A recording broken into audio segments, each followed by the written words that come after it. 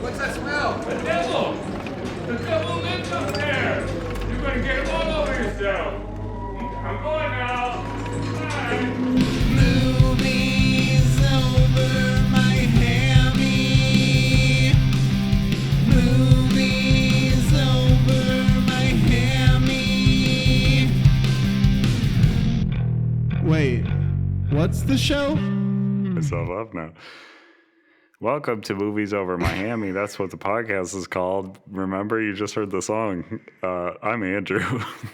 Okay, I'm Adam, but like, I want everybody to know that what you just heard was Andrew post getting pumped up. Yeah, He said, "I have to get myself energy pumped is up. so high. I have to get myself pumped up. I Welcome." said I overhyped myself. Yeah. That was too much hype. So you went over the cliff, and we got the bottom of the cliff. Yeah. Sure. So Movies Over Miami, you may be asking yourself what that is, and I don't know why, because it's episode whatever it is, but it is a podcast. It's great, where we watch a movie, and then we compare it, to its related promotional menu tie-in. Now you may be asking yourself, what is Twixt? That's not a movie I've ever heard of, and of course not, because you know Betwixt now in Sunrise, the much also not popular movie by Francis Ford Coppola. There was no movie menu promotional tie-in for this. And you might be asking yourself, what do these intrepid podcasters do when they want to talk about a movie, whether it be bad or good? Well, they compare it to a Moons Over Miami sandwich, of course. Oh, yeah, but hold on. But what if they don't want to do that? Like, what if they want to do? I just realized the premise of our podcast is, what if we don't want to do the premise? What if we want to do something else? But of course, then we can find a thing that sounds like the thing, kind of. So it made more sense before Mr. Coppola changed the name of the film. But we are going to be reviewing Twixt against a Twix candy bar. Yes. And so you have heard of Twixt candy bars, more than likely. Unless you've been living in a Twixt fucking candy cave. bars. Unless you're a hill person. Yeah, Twix candy bars have been around. God, you have me saying it now. Twix. I didn't say Twixt candy bar, did I? You did. Oh, no. You were going to catch yourself in the edit.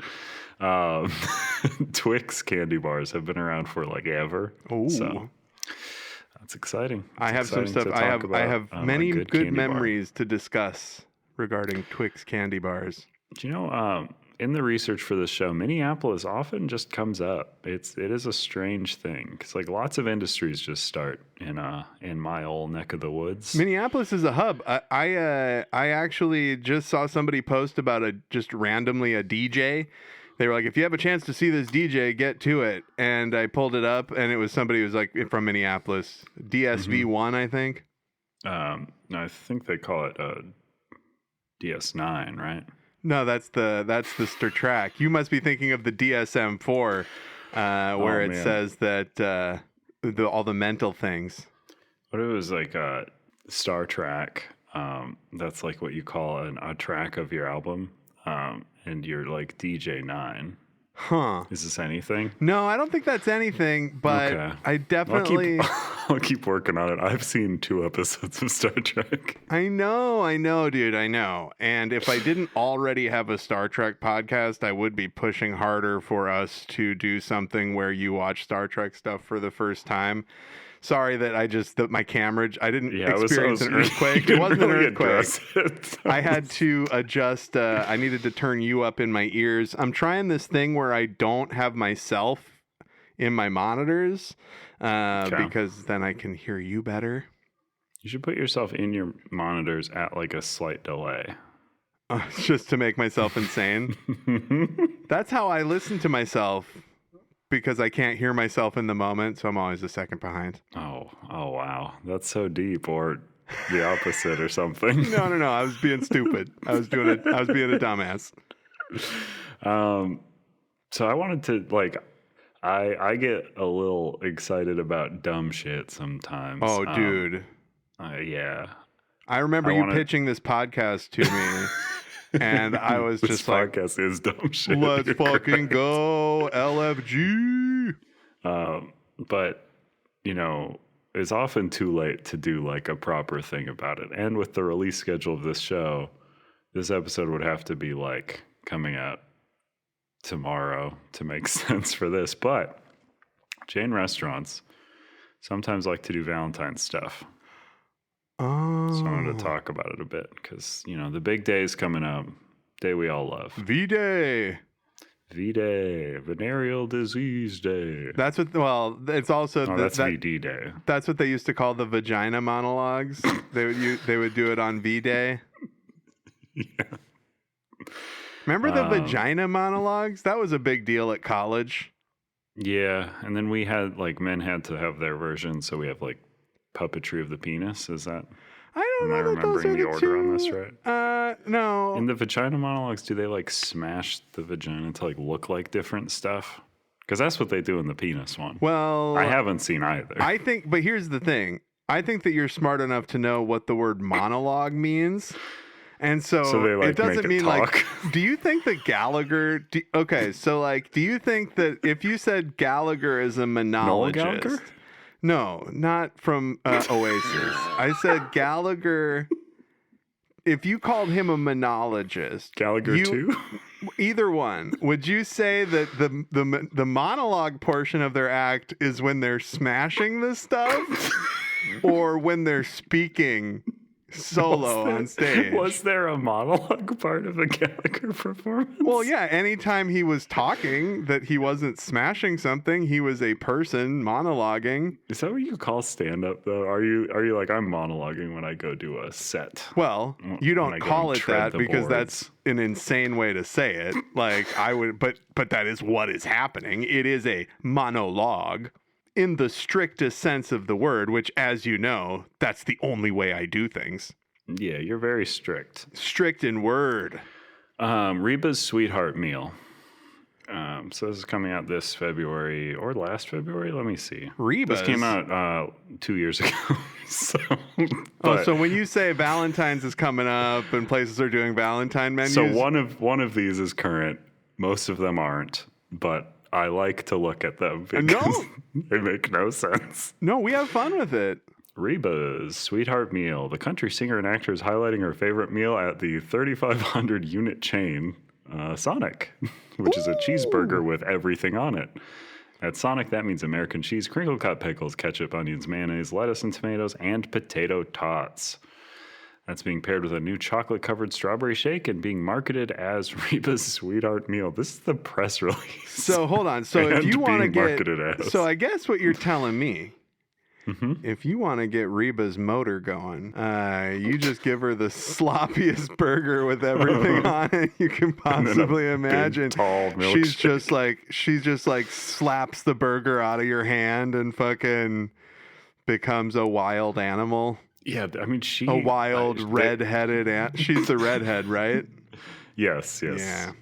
She's a working mom who works too hard, who loves her kids and never stops. Is that You know wait? Is that one? the theme for her I'm show? a survivor. Is that a song that she did, or is that the theme song for That's her the- show? I mean, that's the theme song she did for her show. Oh boy. My boyfriend Rex and I have known each other since 1991. Oh. McIntyre said in a release announcing the marketing campaign.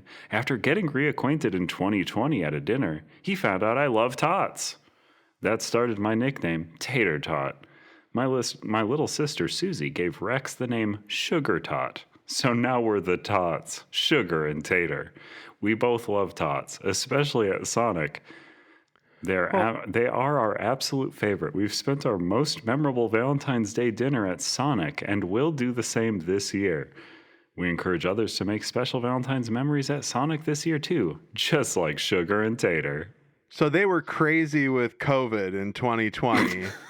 Like their brain had been cooked by numerous COVID exposures. Hey, your boyfriend call you Tater Tot. But what if I'd call him Sugar Tot? So Like, it's such a bad nickname. What are you talking about? Sugar Tot? I need help with the timeline. So in 1990, so Yeah, they met in My 1991. boyfriend and I have known each other since 1991. But they got reacquainted in 2020. After getting reacquainted in 2020 at a dinner, he found out I love tots. So, but were they together for 30 years and then they got reacquainted at a dinner? Like, he didn't know that. I think we should have we've been together for 30 years. We should have a conversation. I mean, I don't know. I don't want to get on like marriage and all that stuff, but also like boyfriend on Reba, like that feels like she probably got married in between 91 and I feel like she's been married. Of course. So I think that. Do I have to look up the history of Reba? No, you don't, because we got it. I was making hay out of nothing because like they met in 1991 and then they got reacquainted at a dinner in 2020. So it looks like they were talking about how the vaccine is bullshit and how Joe Biden's going to ruin the country. I do not know Reba's politics at all. Charlie Battles was her husband from 76 to 87.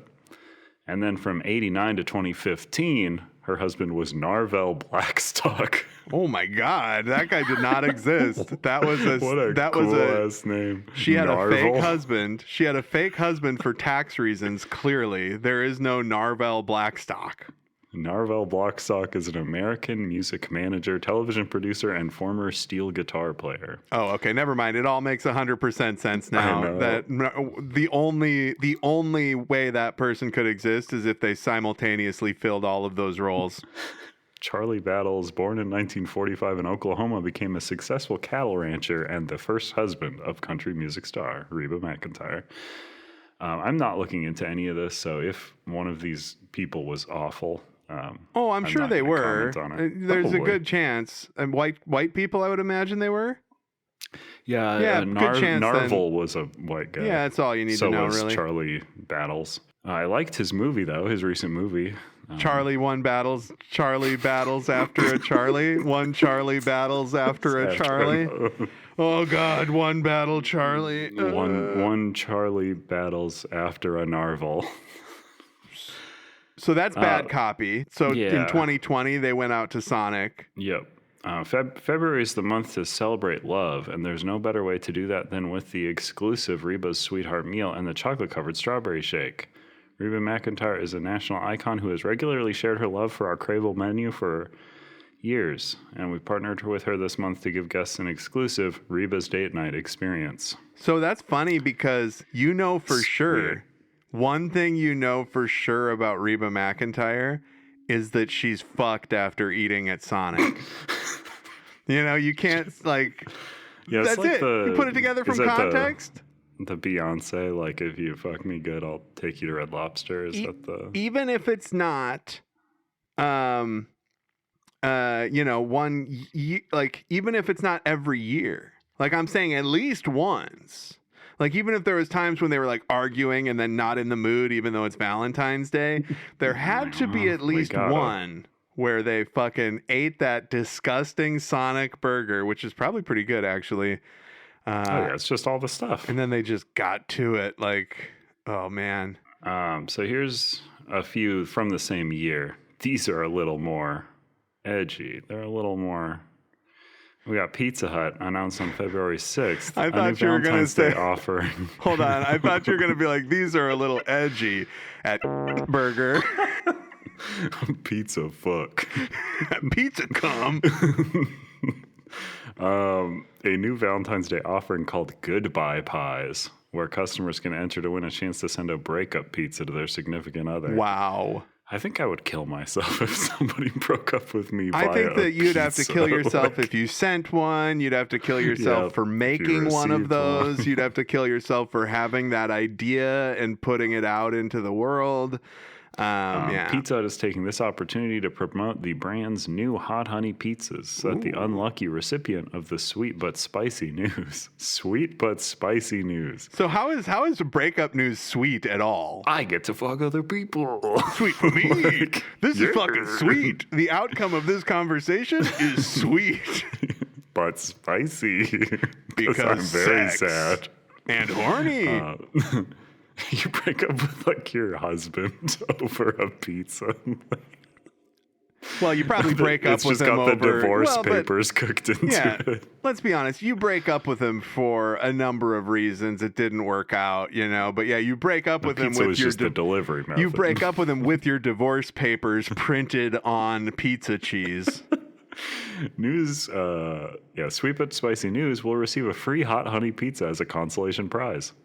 So you get a free pizza for getting broken up with. Yes.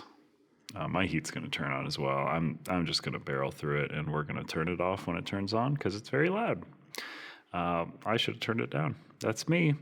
P.F. Chang's, meanwhile, announced a deal for ex-lovers on the other side of the breakup. Why? Oh, so like if two people used to be, so you could like you go with your ex to P.F. Chang's, and you can like fight and then get 50% off. P.F. Chang's. So all you have to do is text Chang's Dumplings to a provided number, along with a recount of your breakup story or screenshots of proof to receive instructions for cashing in a 6-pack of shrimp or pork dumplings. That's all you get for debasing yourself and fucking being like, here's evidence of the worst time of my life. I get a 6-pack of dumplings. You should pick up the tab for the fucking whole meal at that point. Insomnia Cookies offering a Valentine's Day season a breakup box of cookies called the It's Not You, It's Me pack. You seem cynical. Yeah, pick from one of 4 messages to send to their soon-to-be ex-sweetheart, ranging from "It's not me, it's you" to "I have the hots for your roommate," and the creatively cookie-themed "You're sweet, but not my flavor." What? Again, gun in my mouth if I received one of these cookies and it was serious. You'd blow your brains out. Yeah, just... Well, here's the thing. What was the last one? You're sweet, but not my flavor. So they said, have you ever said that about a cookie? Have you ever taken a bite out of a cookie and went, this is sweet, but not my flavor? Because they called it a cookie related. They said, and the cookie related. Yeah. Okay. Mm-hmm. Okay. This is very interesting. I think humanity's pretty cooked. Yeah, so that was 2 years ago. So has humanity gotten better? No, I can't imagine it would. Let's see what happened. What was I don't know. You're year? in Minneapolis. Has humanity gotten better? No. Seems worse. I mean, I've not seen a shooting in the street this week, so that's, Well, that just means that you were looking somewhere else. So last year, garlic bath bomb from Papa John's. Papa John's releases a garlic sauce bath bomb for Valentine's Day. Ooh. Papa John's is one of a few brands celebrating the single life and self-love on Valentine's Day. What? Okay, pause.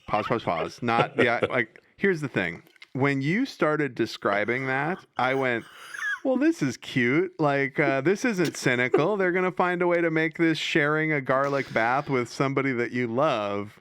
And then you say, everybody hates Valentine's Day, and we know that single people are poisoned in their souls. Yeah, I don't know why that was added in, because there's nothing else in the copy that really indicates. Well, keep going. I want to know more about this garlic bath bomb. The limited edition promo is inspired by Papa John's customers who claim that they would want to bathe in the garlic sauce. Starting Tuesday, Papa John's began surprising social media content providers, that's a new one, influencers, who shared their boundless love for the brand's garlic dipping sauce by sending them a garlic bath bomb. Here's a quote from a spokesperson. This Valentine's Day, the pizza company is showing a little extra love to their most passionate fans by turning their wildest dreams into reality. Yeah, so do you think it's just garlic sauce in a ball? You think it's just hard garlic? It's not a soap scented like garlic. They just... You would think it would say anywhere in the copy what it is beyond. Well, we all know, dude, it's bath bomb. It's bath bomb. It is bath bomb. You don't know what bath bomb is? Like, they've been around forever. You put it in the tub and it bombs. Are you dumb? You don't know what bath bomb is? You know, garlic bath bomb makes sense. Yeah, I mean, like, it's just like if you're a vampire and you want, if you want to fight vampires in their bath. Oh God, I went off. I just tied that into Twixt, by the way, which is clearly a vampire movie that has no idea what vampires do or really are. I can't wait. Okay. Oh yeah. Also, Domino's began offering a new wine around this time. Pizza Hut's tomato wine. Oh, Pizza Hut also did a wine. Wait, those places do wine? They did for a moment in time. I like when a thing does an absurd thing. I like it. But how does Domino's? Domino's has a liquor license? What are you telling me? They probably sold it what are you through telling something me, else. Andrew? You can't just say Domino's has a wine. What the fuck, dude? Let me see. Domino's wine. Yellowtail Red Blend Domino's. So it's $10 bottle of wine. Oh, so it's a bottle of wine that you buy at a store where they sell wine. Give me a moment. Domino's and Pizza Hut both have fun pizza-themed wines. With Yellowtail? I don't think so. Wouldn't that be weird if Yellowtail got both these pizza places to do slightly different pizza wines? They just bottle the same one. Oh, that would be even better. Fuck those assholes. Money. Pizza Hut is selling its own branded wine for the first time. The Yum Brands owned pizza chain partnered with Kansas-based Irvine's Just Beyond Paradise Winery to develop a basil-infused tomato wine, available for a limited time only. Now, the Pizza Hut one sounds fancier because it's not Yellowtail. Yeah. I actually, there was weed gummies for a while that I liked that were basil flavored. They were like savory. Weird. They were like savory gummy instead of sweet, and they tasted like a breadstick. Oh, that's odd. Yeah. I liked them. And they were, because nobody liked them, they were usually like the buy one, get one. Discount. Yeah, as a brand who has pioneered many firsts in the industry, we took a beloved classic pairing of pizza and red wine and flipped it on its head. I don't know if I've ever heard of that. I don't think I've ever eaten a piece of pizza with a glass of red wine in my life, but I'm sure somebody has. I think they're just saying Italian food and red wine. That's a one. Well, you know how wine alcoholics are. They're just drinking wine and eating pizza because it's time to eat pizza, and they're a wine alcoholic. It's time to eat pizza. So that was 2025, but now we're on to 2026. Everything is great as Red Lobster teams up with Vaseline for a kissing booth in New York City. Wait, Red Lobster is closed. Isn't Red Lobster bankrupt? Yeah, but you don't know what that means. Yeah, you're right. Companies, when they go bankrupt, it's just so that they can write off closing some restaurants. I worked at Old Country Buffet for like 2 years. I don't know if we've ever talked about this. And Old Country Buffet has since gone out of business, but they went bankrupt about 6 times before they went out of business, ultimately. And each time they would send a check to me. They would be like, oh, you didn't pick up your last paycheck. Here's $140 or whatever. It's not a lot of money. I made very little money there and worked very few hours. Wait, but you got paid for the same time that you worked there multiple times because they would go back through the accounting and be like, oh. Yeah. Well, that's why they were bankrupt. They kept paying assholes who don't work there anymore. Yeah. They just never took anybody off the payroll ever. Yeah, that would fuck your overhead up.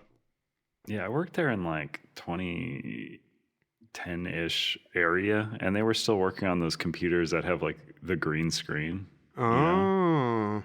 So and I was like, I don't even know this could get on the internet. Like, how are you doing accounting on that? A 5600 baud modem. This thing's got 52 megabytes of storage. Of baud.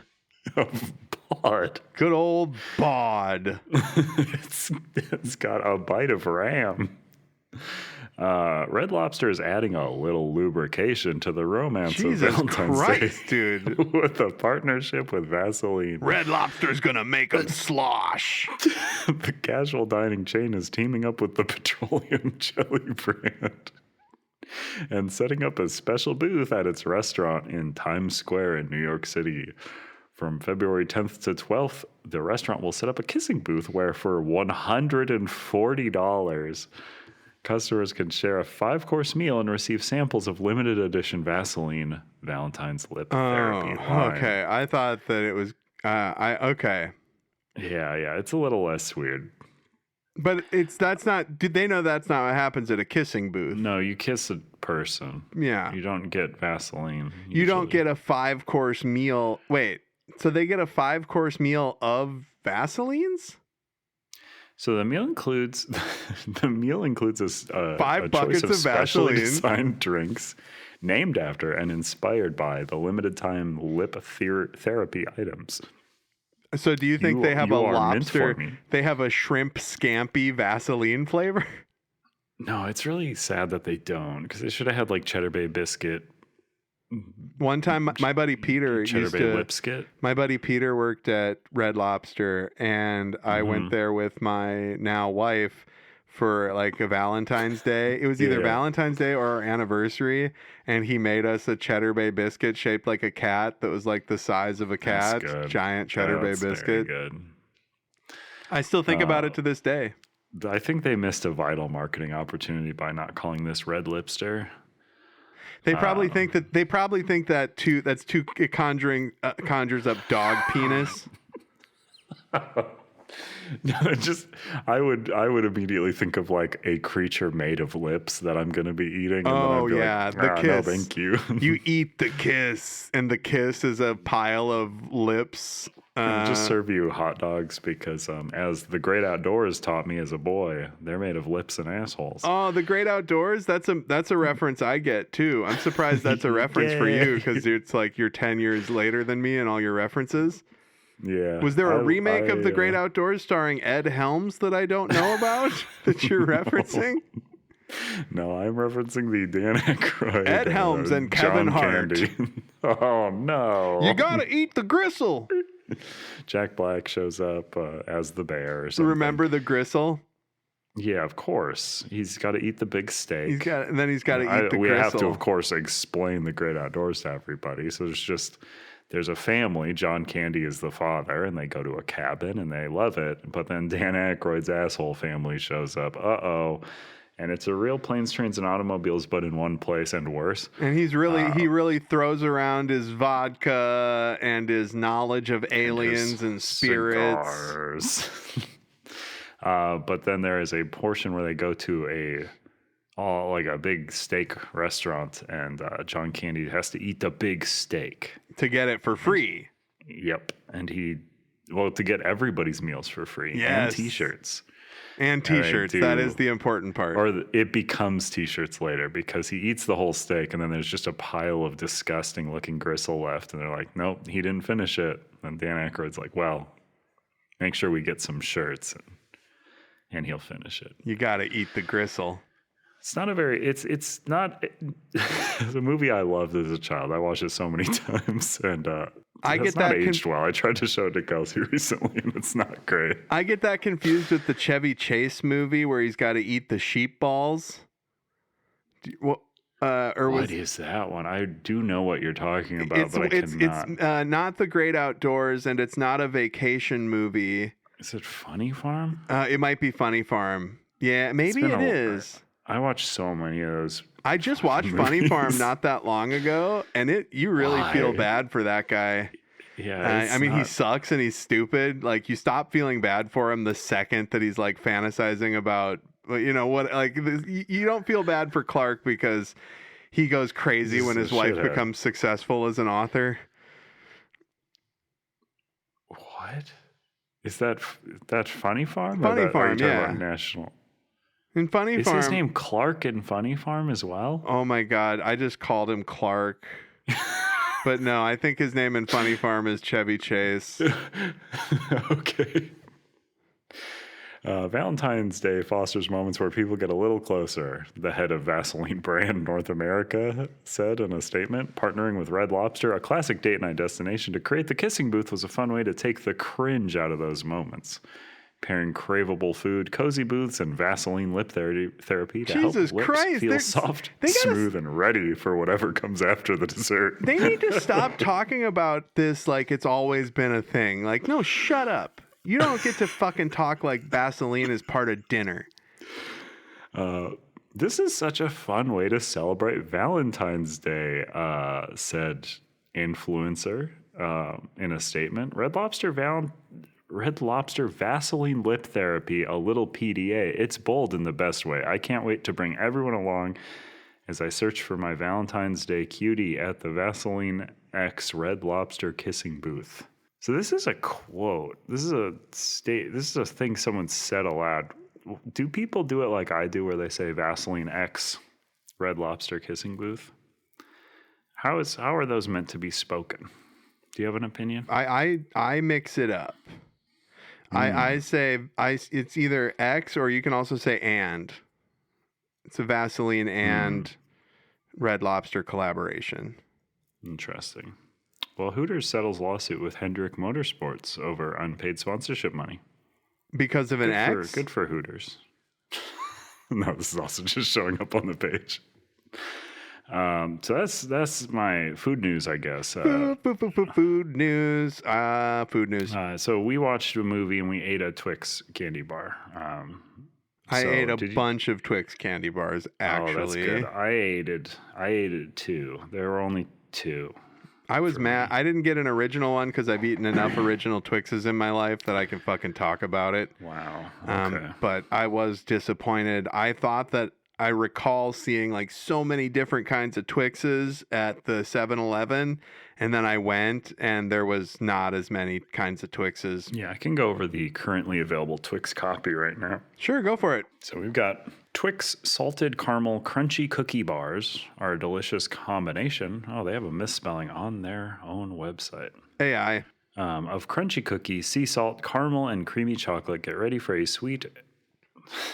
Get ready for a sweetie and salty treat experience with Twix. A sweetie and salty. They didn't lose money. I don't understand why these people use AI. Like, you don't have any less money, Twix. You don't have also, less money now. This copy was certainly written, like, already. You didn't have to run it through the AI to, like, spruce it up. It didn't need to give you combination or sweetie and salty. I'm upset. Continue.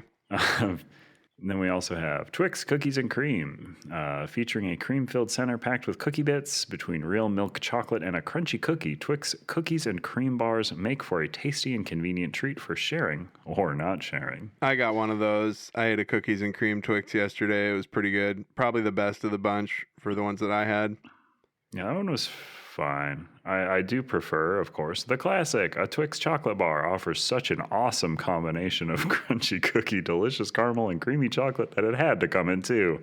After all, 2 is more than 1. I like a classic Twix. It's fine. I would describe it as an awesome combination of crunchy cookie, delicious caramel, and creamy chocolate too. Yeah, so absolutely. That's certainly a human. Such an awesome combo. I was like having an 11-year-old boy write your copy. What do you think of the Twix chocolate bar, 11-year-old boy? It's an awesome combo. It's an awesome combination of salty. It's a totally radical tubular. It's a tubular and radical I think combination. It's a sweetie and salty treat experience, and I like the combination. Then we're on to, of course, what is this one? Cookie dough? What is this one? Yeah, there's a cookie dough write Twix. down the name. Yeah, we've combined the tastes and textures of classic Twix with a creamy cookie dough flavored layer. We've sprinkled it with bits of delicious chocolate cookies and coated it all with rich milk chocolate. Give it a try for a luxurious cookie dough experience. I like when candy has layers. Yeah, like an onion or Shrek. Well, actually, no, not like an onion, because every layer of an onion is onion flavored. I like when the layers. I like when they're different flavors. Got it. But I also like when a candy bar is layered and it's the same flavor. Yeah, like it's When it's just I agree with that too. Like Oh, have you ever had, what is the candy? So there was a while where Kelsey's parents would get us like these boxes of like UK chocolate and stuff. They have so many weird like types over there, but they had this one bar that was like, they would like layer it in such a way where it was super thin, and they would like leave a lot of air in between it so that it would get to that type of chocolate where it has gotten like lighter. It's gotten really light brown. yeah, it's air. And it's yes. like, it's almost stale tasting, but it's not quite. It's got like a melt in your mouth quality. Yeah, I know exactly what you're talking about. It's an Those are Aero weird. bar, maybe, or there's it's some kind of Cadbury thing for sure. Yeah, they have one called a Quisp, and I don't think it's that one. They have one called a Lion Bar. I don't know. They've got the York candy bar, which is only for boys. Remember that. Yeesh, the York candy bar. Might be called a Yorkie. I think they have also changed this marketing as well. Well, yeah. So is there something beyond the cookie dough one? Because I know there's like, isn't there like 100 active Twix? I think you're thinking of Kit Kats. Kit Kats are Yeah. like way, and that's like mostly in Japan. Because rounding it out is the Twix Snickerdoodle Cookie Chocolate Candy Bars are the new nostalgic twist your taste buds have been asking for. Made with classic crunchy cookies layered with Snickerdoodle flavored caramel and covered with milk chocolate. Your mouth is watering, isn't it? This share size... This share-size pack makes it easy to share the new incredible goodness of Twix Snickerdoodle with family and friends. If you aren't sharing during movie night or a road trip, crumble and add Twix chocolate bars to ice cream with Twix. 2 is more than 1. Add to your cart now. These words make your mouth wet, don't they? Don't these words make your mouth wet? This one's the only one that has add to your cart now in the copy. You want to fuck this Twix, don't you? I also like made with classic. Your mouth is wet, isn't it? Yeah, yeah. You have a wet mouth, don't you, you little wet mouth? You like Twix, don't you, wet mouth? Jesus Christ, yes, I guess I like Twix and my mouth is wet you're because wet. You're wet for it, trying aren't to trying to stay hydrated. I don't. That's right, nice and hydrated. Yeah, so Yorkie's old packaging used to be Yorkie, and then the O was just the like no, like normally no smoking, but it's just a lady, like a silhouette of a lady holding like a purse. Oh, I remember hating those. That one time I had a York bar. Isn't it like hard caramel with chocolate around it? Yeah, it's these really distinct segments. No, it's raisin and biscuit. Oh God, never mind. I was thinking of something else, and that sucks. I like raisins too. Not only does it have the like lady in a circle with the no, it also just says on the side, it's not for girls. And not as Dude, underscored. I don't think you need to make I don't know. That's definitely a different time kind of thing. And then what is this? I am losing my mind. There is a pink one. A pink one. I don't know what the flavor would be. A pink Twix? No, it's a... No, I'm off topic. Oh, It's I'm sorry. pink Never mind. Yorkie. I just was trying to do a podcast. No, it's a pink Yorkie, and it has a lady now with it holding a pink phone and 3 pink shopping bags my God, in and the it's no like, sign. Pussies can eat it now too. But no, it's still the no. But then a big thing across it says, "Get your lips around this." Jesus, dude. That York Those has are the like most old- confusing fucking advertising. Like, do I want to, what the fuck? What? Pocky men's? There's Pocky for men? Yeah. What are you looking at? What are you doing? How did you Men's just see Pocky is for men? bitter. Like, wait, how did you get, so we were talking about Twix. You mentioned York. I get it. You pull up York. You look at the York stuff. That's fine. I'm into it. It's funny. They got pink bags. No women for York. I get it. On the side, it says, "Get your fucking mouth around it, bitch." And it's like, oh, okay. And now you're talking about Pocky for men. Did you Google men chocolate? No, off of the Yorkie, I found an article from Lisa Wade, PhD, called Gendered Candy, where she's just talking about gendered candy. Yorkie is positioning itself as a chocolate bar for men who need a satisfying hunger buster. With 5 solid chunks of chocolate, it's a man-sized eat. No. This is copy. I was going to say, that's her paper? That's not her, no. Oh, my God. I was like, that would be hilarious if York was so deep in promoting their men-only candy that they had people writing scientific papers about it and submitting it. Like, we've proven that this blasts the taste buds of men only. Yeah, this is, so the pink one, right? Pink version of the Yorkie. I'm completely perplexed. Along the top, it says very limited edition. Along the bottom, it says 5 hunky chunks of milk chocolate. Along the top, diagonally, it says get your lips around this. Oh, I mean, it's got to be... Yeah, that's confusing as to what gender it would be for. Yeah. Do men want to get their lips around a woman? I don't know if the pink one is like targeting gay men. Oh, like, maybe. Oh, no. Like maybe it's bad. Maybe, get your lips. I mean, it's get your all lips bad, around but... it. I mean, yeah. No, I mean it's not. It would be bad for the company. Honestly, maybe York is a gay company and they're being fucking hilarious. But I don't know. Get your lips around it. There's a comment. The pink Yorkies do seem quite sexual and condescending. I can't believe they're actually on the market. Even more interesting, the logo stays exactly the same for both male and female versions. Complete with the slash over the woman replacing the... So these are women versions, and they still just have a woman. Like, no. They should have a man like with a video game controller and a bottle of whiskey.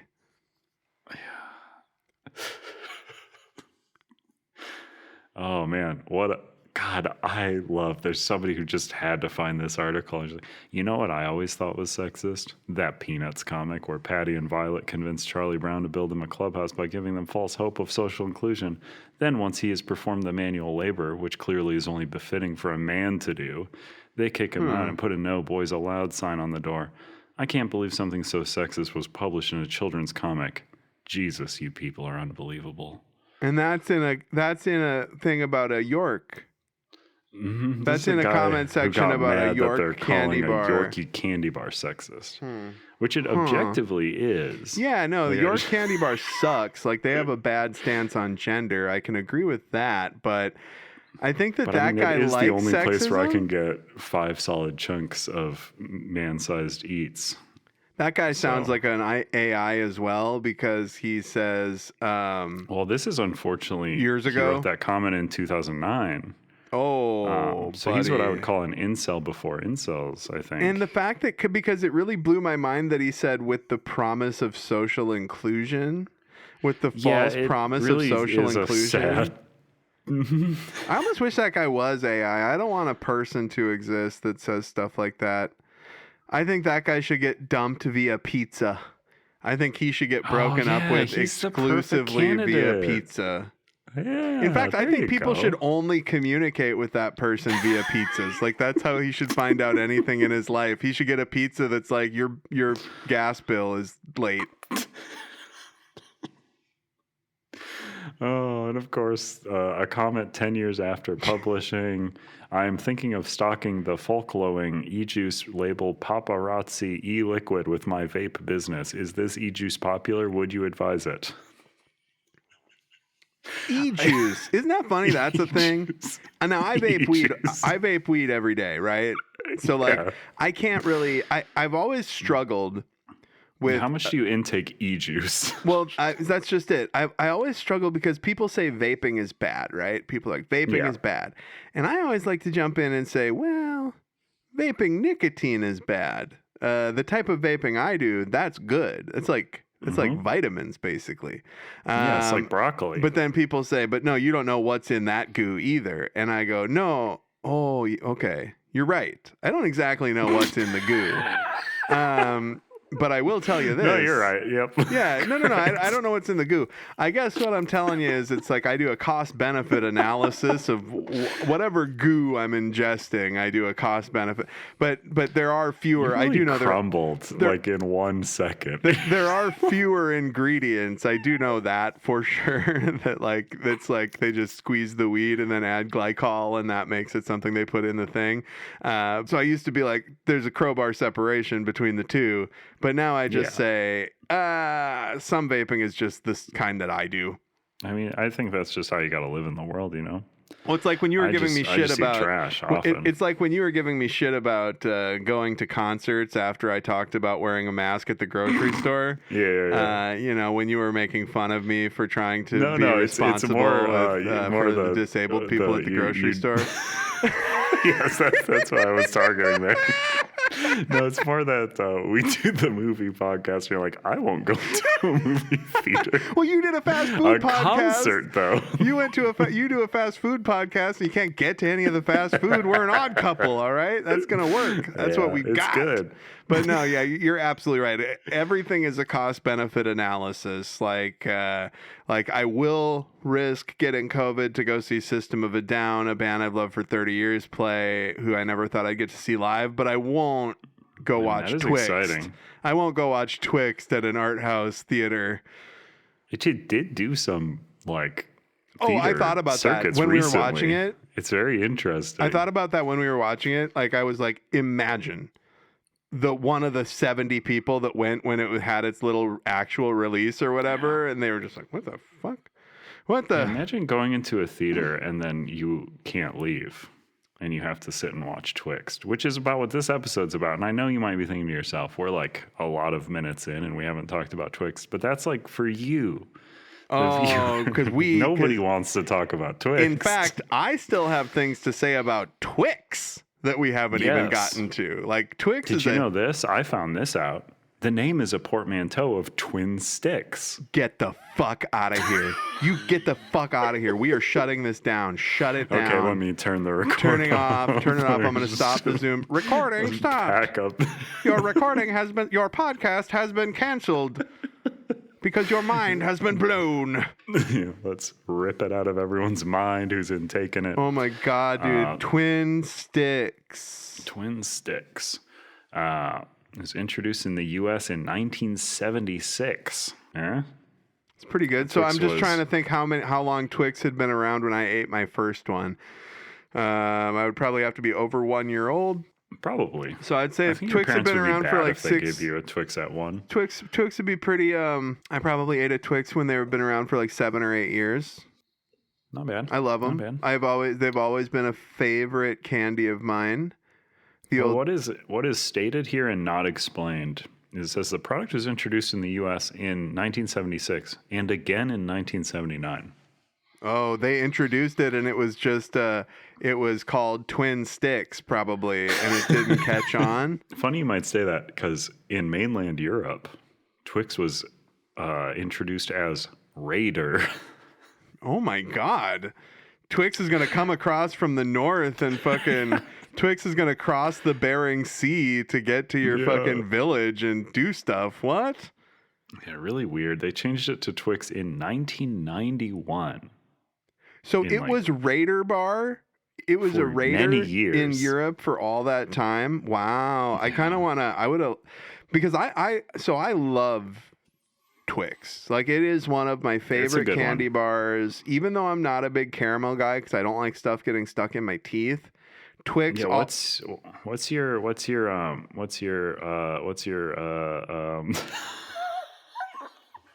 No, that's okay. People have stopped listening at this point. What's your Mount Rushmore of candy bars? Oh, the Mount Rushmore of candy bars would be Reese's Peanut Butter Cup, Peanut M&M. That's not really a candy bar, but sure. Okay. Hold on. We're not going to get into this, but yes, it's made by the same fucking people. Candy bar. It's the same. They come in the candy bar box with the yeah. Okay. Sure. Hey, fuck you. Candy Mount Rushmore. There we go. Okay, you fixed it. Well, you know what? That's gonna fuck up mine because I had mine all done. You know what? I'm a team player. I love you. I love the podcast. I'm going to do what you request. Aw. I'm going to say,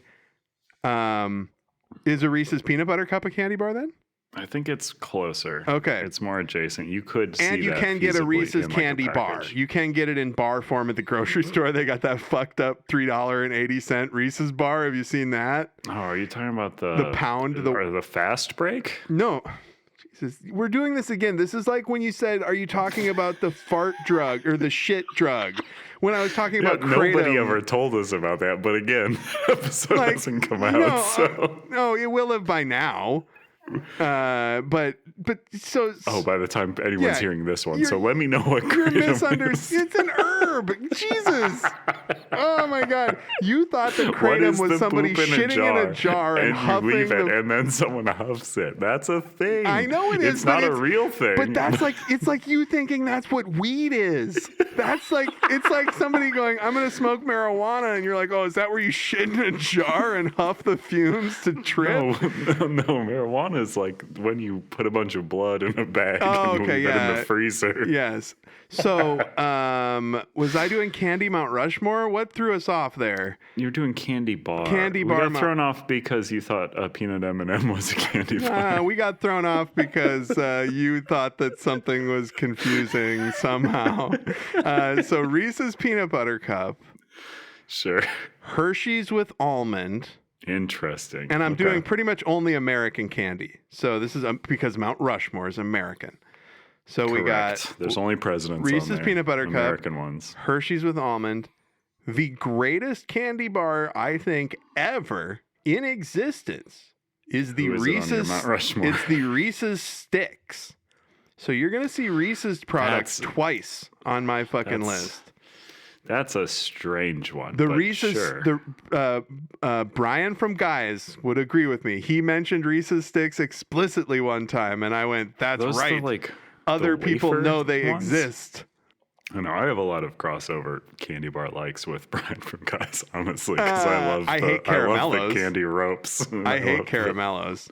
Oh, that's weird. And so then the fourth one, this is going to be a curveball, I think, because I don't really. Oh, no. Fucking, what's the yellow one that's only in O. Henry? The yellow one that's yellow is Payday, isn't it? no, in when you get the fun size, the yellow ones are like O. Baby Henry, Ruth? and they don't make a big one usually. And it's the peanuts and chocolate. It's just like peanuts and chocolate. Oh yeah, I like an O. Henry. That's O. Henry's good. so it's Reese's Peanut Butter Cup, Reese's Stick. Oh, Twix didn't even get on there. So get Reese's But I Peanut don't Butter like Cup Twix off very there. much. Peanut butter Twix, fucking Reese's Sticks, Hershey's with almond, and then the last one I said. You said peanut butter Twix? Yeah, peanut butter Twix was the best. They don't make it anymore. So I'm gonna. What if I came in and I'm just like 0 bar, score, Fifth Avenue bar. Those are Baby weird. Ruth. Those would be like, are you an old those man? are all lies. I mean, You got an I'm old man ancient. soul in there, buddy. You like something with taffy in it. I mean, mine's a 100-gram bar. Ooh. 100%. Love 100-gram. Love me some crispy rice. I gotta put Milky Way. Milky Way's up there. Oh God, Milky Way. Milky Way I had recently. I mean, when I went to Gen Con last year, so that was like August. I ate but 5 Twix bars yesterday. yeah. So those are 2. Honestly, I'd probably go Twix is in there, maybe, and then maybe Snickers. It gets a little hard. 'Cause Snickers. also, I would put the like Hershey's cookies and cream. I love that bar so much. Yeah. Oh, I don't like cookies and cream because this sounds weird, but white chocolate and cookies and cream always gives me this massive phlegm in the back of my fucking throat. And It does I hate do it. that. It's very waxy. It's I don't very, like it. Coconut oily. And really, we're not even going to get into the American chocolate versus British chocolate thing because apparently we it's just worse, eat yeah. shit over here. we just eat We did garbage. a thing where we accidentally like tainted our chocolate, and then everyone was like, "This is what it should be." Oh yeah, like." when they let the So we milk go kept it that sour, you way. explained Yeah. that to me. Yep. Yeah, so that was fun. And peanut butter Twix. Before we get off the topic, I want to say they are Yeah. the best. They were the best. The peanut butter Yeah. was a little bit different than Reese's peanut butter. I remember at my babysitter's house, they would have like big bags of Reese's or of peanut butter Twix. And like I have this very vivid sense memory of like opening the wrappers and eating them and thinking they're the best thing ever. And as far as regular Twix goes, this is psychotic. We used to get, when I would go play golf with my dad when I was a little kid, like as a treat at the end of the round, we could buy a frozen candy bar at the pro shop. And I would get like an ice cream candy bar? No, like a candy bar that is frozen. Sometimes that's good. Like I freeze my Reese's peanut butter cups and shit. Like it's good when it's frozen. But it just makes me sad. Frozen. Why does it make you sad? You've never taken a handful of Reese's Pieces out of the freezer and thrown them in your fucking mouth? I'm sorry. This is like broiling Do I pizza. wanna hurt my teeth. You're gonna. Like, what no, am I that's doing what to this? that's what I'm getting to. Oh, no. Reese's peanut butter cups. That you're never gonna break your teeth on that. They're great frozen, right? But Okay. I would get and frozen Snickers. Don't do that. You break your teeth on that caramel in there. And the peanuts. I used to get. If you can't freeze a peanut. A frozen Yeah, peanut. but it's just a hard peanut in there, and I'm pushing through to get through the frozen caramel. And I hit that peanut. I'm and just that's going to have another so hard much thing. fun for the next 10 years of this podcast, learning about the fact that you think that a frozen peanut is harder than a I've regular had peanut, or I had like a tooth explode in my mouth. I cringe so much at like food things. Okay, well, I'll keep this brief then, but psychotic to think about in hindsight that I would get a frozen Twix. Can you imagine how much a frozen Twix will just think I've destroy had a your frozen fucking Twix. mouth? It's so bad. I put Twix in the freezer yesterday, or in the fridge yesterday, because they got a little melty on the walk home from 7-Eleven. And even that was too much. Like for Brittany, my wife, she like was like, "Oh, was this in the fridge?" Because we put our candy in the fridge primarily, but not Twix because the Kelsey caramel does gets that hard. too. Oh, and also the Twix that I got yesterday, I sent you a picture of it. It's got a green cookie for no reason. It's like, that's an old Twix you got. I know. The cookie turned green. Oh, But it's also a Halloween wait, one. hold Like, on. that's No, what it's they not an did old for Twix. Halloween. They printed it on the bag. Yeah, because they wanted to get ahead of it. Like nobody's gonna complain if it's not green, but Oh if my it God. does turn out to be green, we're covered. My wife is so fucking funny, dude. She doesn't listen to our podcast, which is fine. She doesn't listen. She shouldn't. She doesn't. Well, I don't know. Mine doesn't either. Yeah. So I don't care that she doesn't listen to it, but I was eating a green Twix yesterday, and I was like, I'm eating this for the podcast. Or no, she saw that it was green, and then she said, "Oh, that's green. Is that for your podcast?" And I was like, "Do you think I do a Grinch podcast?" And she was like, "No, I assumed Andrew found some way to make green candy go with like, fucking saving the green planet or something." And I was like, no, it's Twix because of Twixt, but that's good. Like, I was like, do you think I do a Grinch podcast? Yeah, we never even talked about the tie-in latte I had for begonia. I know, and I've mentioned that to Just a so many people baffling too. thing. I've mentioned that to Yeah. so many people that because my Alfredo that co-hosts my Star Trek podcast was talking about begonia, and I was like, oh, we almost watched that for the movies podcast because they had a begonia latte where Andrew lives. It was a good latte. Yeah. It was much more pleasant to drink the latte than to watch the movie. Do they have an Although I ice do- out sign I at do that like place? I don't know. I haven't gone downtown. I didn't mean to talk over you. often. Sorry. No, it's fine. I don't know. That place is inside of the Skyways, so it's probably not really susceptible to that as much. But also, it is located in downtown Minneapolis, which I don't try to go too often with ice being in currently. It's funny. I thought about this yesterday. I was just like, the release order of our podcast is very funny because suddenly, like weeks into a government occupation of my city, I'm going to start talking about it. And I'm just not talking about it as it's currently actively happening, seemingly. Very strange. But Absolutely. So Twix. You like them. I A like nicer them. thing. Twix are good. I like a Twix. Oh, I was going to say not Milky Way. Three Musketeers bars. I'll give a mention in my. They're like some pebbles on the ground near Mount Rushmore because they're good. I like one, but I only like one every 5 years or something, and I only like a half of one. I was also going to mention, do you remember when Three Musketeers did a taffy? Three Musketeers taffy. No, I also don't like Three Musketeers bars at all. I was texting my wife in the other room. She was like, I didn't say anything about fucking Grinch. And I was like, I know I was making fun of myself for thinking that you thought that it was Grinch. And then I even gave you credit for saying that Andrew cooked up some way to get a green candy bar into a movie. I love you, my smart wife, and you don't listen to my podcast, and that's okay. But yeah, Three Musketeers are garbage. I know you probably just said they got an honorable mention on your Mount Rushmore. Yeah. But Yeah, like, they're, it's just fine. whipped nothing. It's like, what do I want to eat? Whipped nothing? Ugh.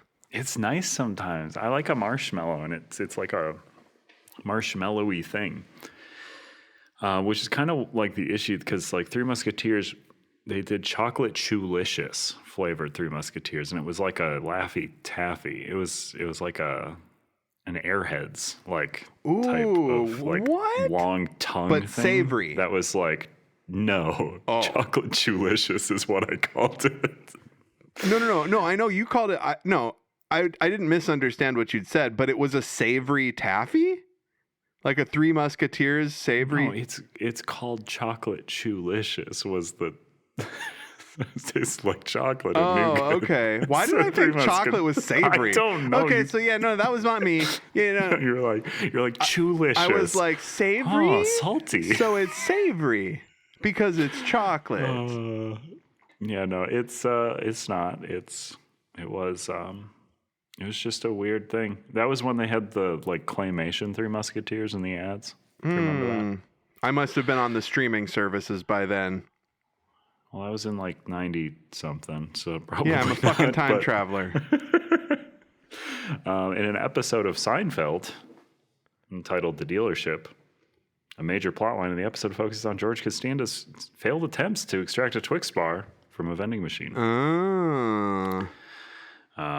In that episode, there was also a recurring joke that did not make sense at the time. I will say, I was watching Seinfeld in the 90s, and I remember this joke from this episode, and it makes less sense as it gets older. Is a recurring joke in the episode is that people confuse a Twix bar with a Fifth Avenue bar. However, George insists that the Twix is the only candy bar with a cookie crunch. A Fifth Avenue bar is nothing like a fucking Twix. And let me ask you, what is a Fifth Avenue bar? Nobody's ever seen one. It's a strange joke. It's they're really bad. I'm pretty sure I've had one before. It's like It's like a grandpa bar. Chocolate-covered treat with a crunchy layered peanut butter center, known for its sweet and savory flavor. It's a Butterfingers. Yeah, it's a worse, but it looks like a better Butterfingers to me, honestly. Butterfingers is trash. It is. Why do I want just remove all my Picking teeth? shit out of my teeth. Just remove all my teeth. I don't care. Why is this such a classic type of candy bar? Like Clark Bar is also another American candy bar. That's the exact same fucking thing. And I imagine it was just easy to make. Oh yeah, they found somewhere where you get that stuff for free. They found a hole where that stuff comes out of the ground. Peanut butter runoff, absolutely. That's just like the stuff. Have you ever watched The Stuff? No, but I'm very aware of it. We gotta watch The Stuff and compare it to some stuff. Compare it to the stuff. Twix, of course, Twix. I will just have the mention here because it was a thing I found out yesterday. It's not to do with Twix. It's more to do with Milky Ways, honestly. Both Mars candy bar products. Sure. But it is because I thought it was interesting because I like to prop up my city. I think it's a cool city I live in. And we made Minneapolis nougat, which I have my gripes with chocolate from the U.S., but Minneapolis nougat, that's the nougat I like. I don't like nougat. So the American form of nougat used in candy bars was an accidental creation. In the early 20th century, the Pendergast Candy Company of Minneapolis produced dark nougat to supply the many German and Scandinavian immigrants who had filled the Midwest. Ugh. Yeah, you should look up what regular nougat is, and you would be like, oh, okay. Minneapolis nougat is the only kind that is palatable. Well, yeah. But during the early 1920s, one batch of this nougat was made with far too many eggs, producing a much airier confection. Pendergast used this for a walnut-flavored candy bar called the Fat Emma. Jesus Christ. Emma is like his fucking secretary, and she's just like, I don't fucking like that at all. It's like, I named it after you, though, Fat Emma. And she's like, not fat at all. She's just like, what the fuck, dude? Come on. That's the 1920s. That means fun or something. It's ironic. P-H-A-T, Emma. Wipe that frown off your puss, Emma. You fat cow. Here's some extra eggy nougat, you pig. She's like, I weigh 40 pounds. It's the 1920s. Leave me alone. Pendergast uses for a walnut flavor bar called the Fat Emma, but its Minneapolis or Minnesota nougat was soon copied by Frank and Forrest Mars for their extremely successful 1923 Milky Way bar. Also, I thought it was fun to reveal to you that Mars Company was founded by Frank and Forrest Mars. Whoa. And that their big breakout candy bar was the Milky Way bar. They're sons of the god of war. I wish they've kept with like the galactic theming of candy bars. Right. Oh, one thing about, I believe it when they say that the nougat was discovered accidentally because it's garbage. I hate nougat. I hate all nougat. That's weird. It's nothing. It tastes like old peanut stuff. Like it's what? just it doesn't taste like marshmallowy and sweet. You're a fool. I'll have a marshmallow. If I want to fucking, I'll have a marshmallow. If I want to fuck, I'll have a marshmallow. If I want a fucking marshmallow taste, I'll have a marshmallow. So that is Twix. That is Mars bars. I don't think anybody's ever so fucking effectively covered the history and current state of the Twix bar. But we also Eat our watched shit, a movie. Candy podcasts. But we also watched a movie, and it sounds like we watched different movies. Very loosely defined. We watched a project. Yeah, we watched Twixt, which I have seen when it first came out on video for some reason. So you saw the regular version at least once that I watched? Yeah, I saw Twixt because I was watching like horror movies in general, and I was like, oh, Coppola did one. Looks bad. And I watched it, and I was like, was bad. Coppola did another one because he also made Bram Stoker's Dracula, which, isn't it weird? It's quite good. Isn't it weird that the same guy made those two movies? Yeah. Like, you can tell, like, you can kind of see some of the in-camera effects and shit that he did in Dracula in this, but you can also see the building blocks of Megalopolis in this just as clearly. You know, like the actors being divorced from the scenes, delivering their lines and shit. Like, oh man, it's really bad. Like, I will get into it. Well, really quick, let's talk about the different. Good. Let's talk about. I watched Twixt, and you watched Betwixt. Now and Sunrise. Betwixt Now and Sunrise. So this is a project in general that Coppola has been doing for a while. I don't know if you know this about him, but I believe he attempts to maintain rights to all his movies so that, you know, he just wants to have that. But then he goes and does recuts of them. He's become like enamored with re-editing his movies. So, and keep in mind that he probably had first cut, or he probably had final cut on these movies the first go round. Mm-hmm. Because he's fucking Francis Ford Coppola. Yeah, what was it? Like, Betwixt Now and Sunrise, like the authentic cut, I believe is the full title. Fucking real, dude. What are you doing? It's just so strange. He's such a weird guy. Like, I have such respect for him. He's just an odd man. It's so strange that to see somebody forget how to do something in such a, like, because Jack sucks shit, right? Like, Jack is an objectively bad movie, But at least it's like Probably. At least I have it's not like watched it since I was a boy. At least it's a movie. Like at least it Yeah. feels like a movie. Like Twixt and Megalopolis, they don't even feel like real movies. I still need to see Megalopolis. I don't think you though. do. I honestly like, because people were like ironically talking about like Aubrey Plaza and like they go to the club and like all the meme stuff from it and shit. Club. Like, and Yeah, I I know watched that the one. thing and I was like, nah, y'all were just looking for something to laugh about because this sucks objective shits. Like, it is fucking. Yeah. I can't believe it. Like, he deserves to go bankrupt. If he's like, I went bankrupt making he this movie, is, don't it's worry. like, dude, you're cooked. I wish they'd let me make a Francis Ford Coppola movie.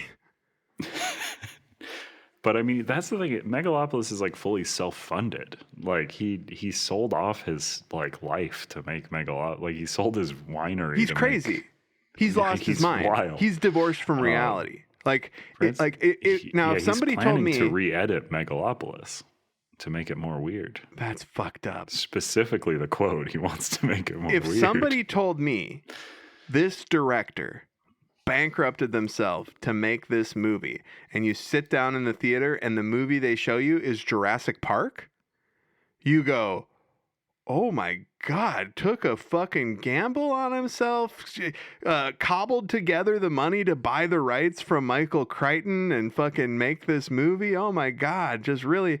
But that's not what happened. This is no, like. Yeah, so he has done. This should not be so hard to find. It's really weird. It's like nobody is talking about him doing this re-edit shit. So he's trying to do it with Megalopolis. He did do it with Twixt. He made Betwixt Now in Sunrise. When did he do that? Which one? Twixt. Betwixt Now and Sunrise. When did that version come out? So Twixt is 2011, and was his last movie until Megalopolis. Oh my God, I did not know that. I thought he made a bunch of turds between then and now. Wow. It looks like maybe I'm wrong. Let me double check. But he put out in 2023 Betwixt Now and Sunrise.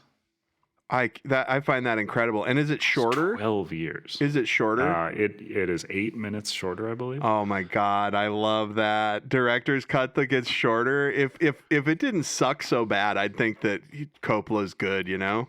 I mean, I will say you might prefer the recut. Of course honestly. I would. It's shorter and it's got that line in it. Yeah, it cuts the ending scene off. Wait. Okay, no, he did make another. He made Twixt, and then he made a short, and then he made a movie called Distant Vision. Wait a I've never second. heard of. Are you telling me that Betwixt the morning and night, the authentic version, doesn't have his agent saying the end is bulletproof at the end, and that it was all a story that he wrote? Yeah, it doesn't have that. Yeah, and also it doesn't have the sheriff's office stuff either. Wait, what? What sheriff's office? It doesn't. There's half the movie takes place in the fucking sheriff's office. Well, it doesn't have like the ending where like the sheriff hung himself and What the fuck? How does it end? killed the deputy. So it ends with he's in his hotel. Let me just run through the movie. I'm sorry. I'm so sorry. You just really fucked me up because like. So let me run through the synopsis of Betwixt Now and Sunrise, and then you will get to see all the differences. I'll jump in and say it was different. Yeah. But also, he did this with Apocalypse Now. He did this with Godfather. Yeah, but 3. he called it Apocalypse Now Redux, right? Or is this different?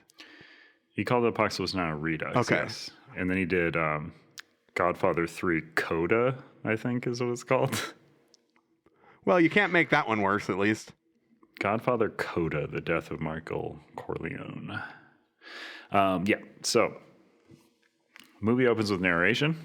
Talks about a town where ne'er-do-wells and like vagrants come and they want to be left alone.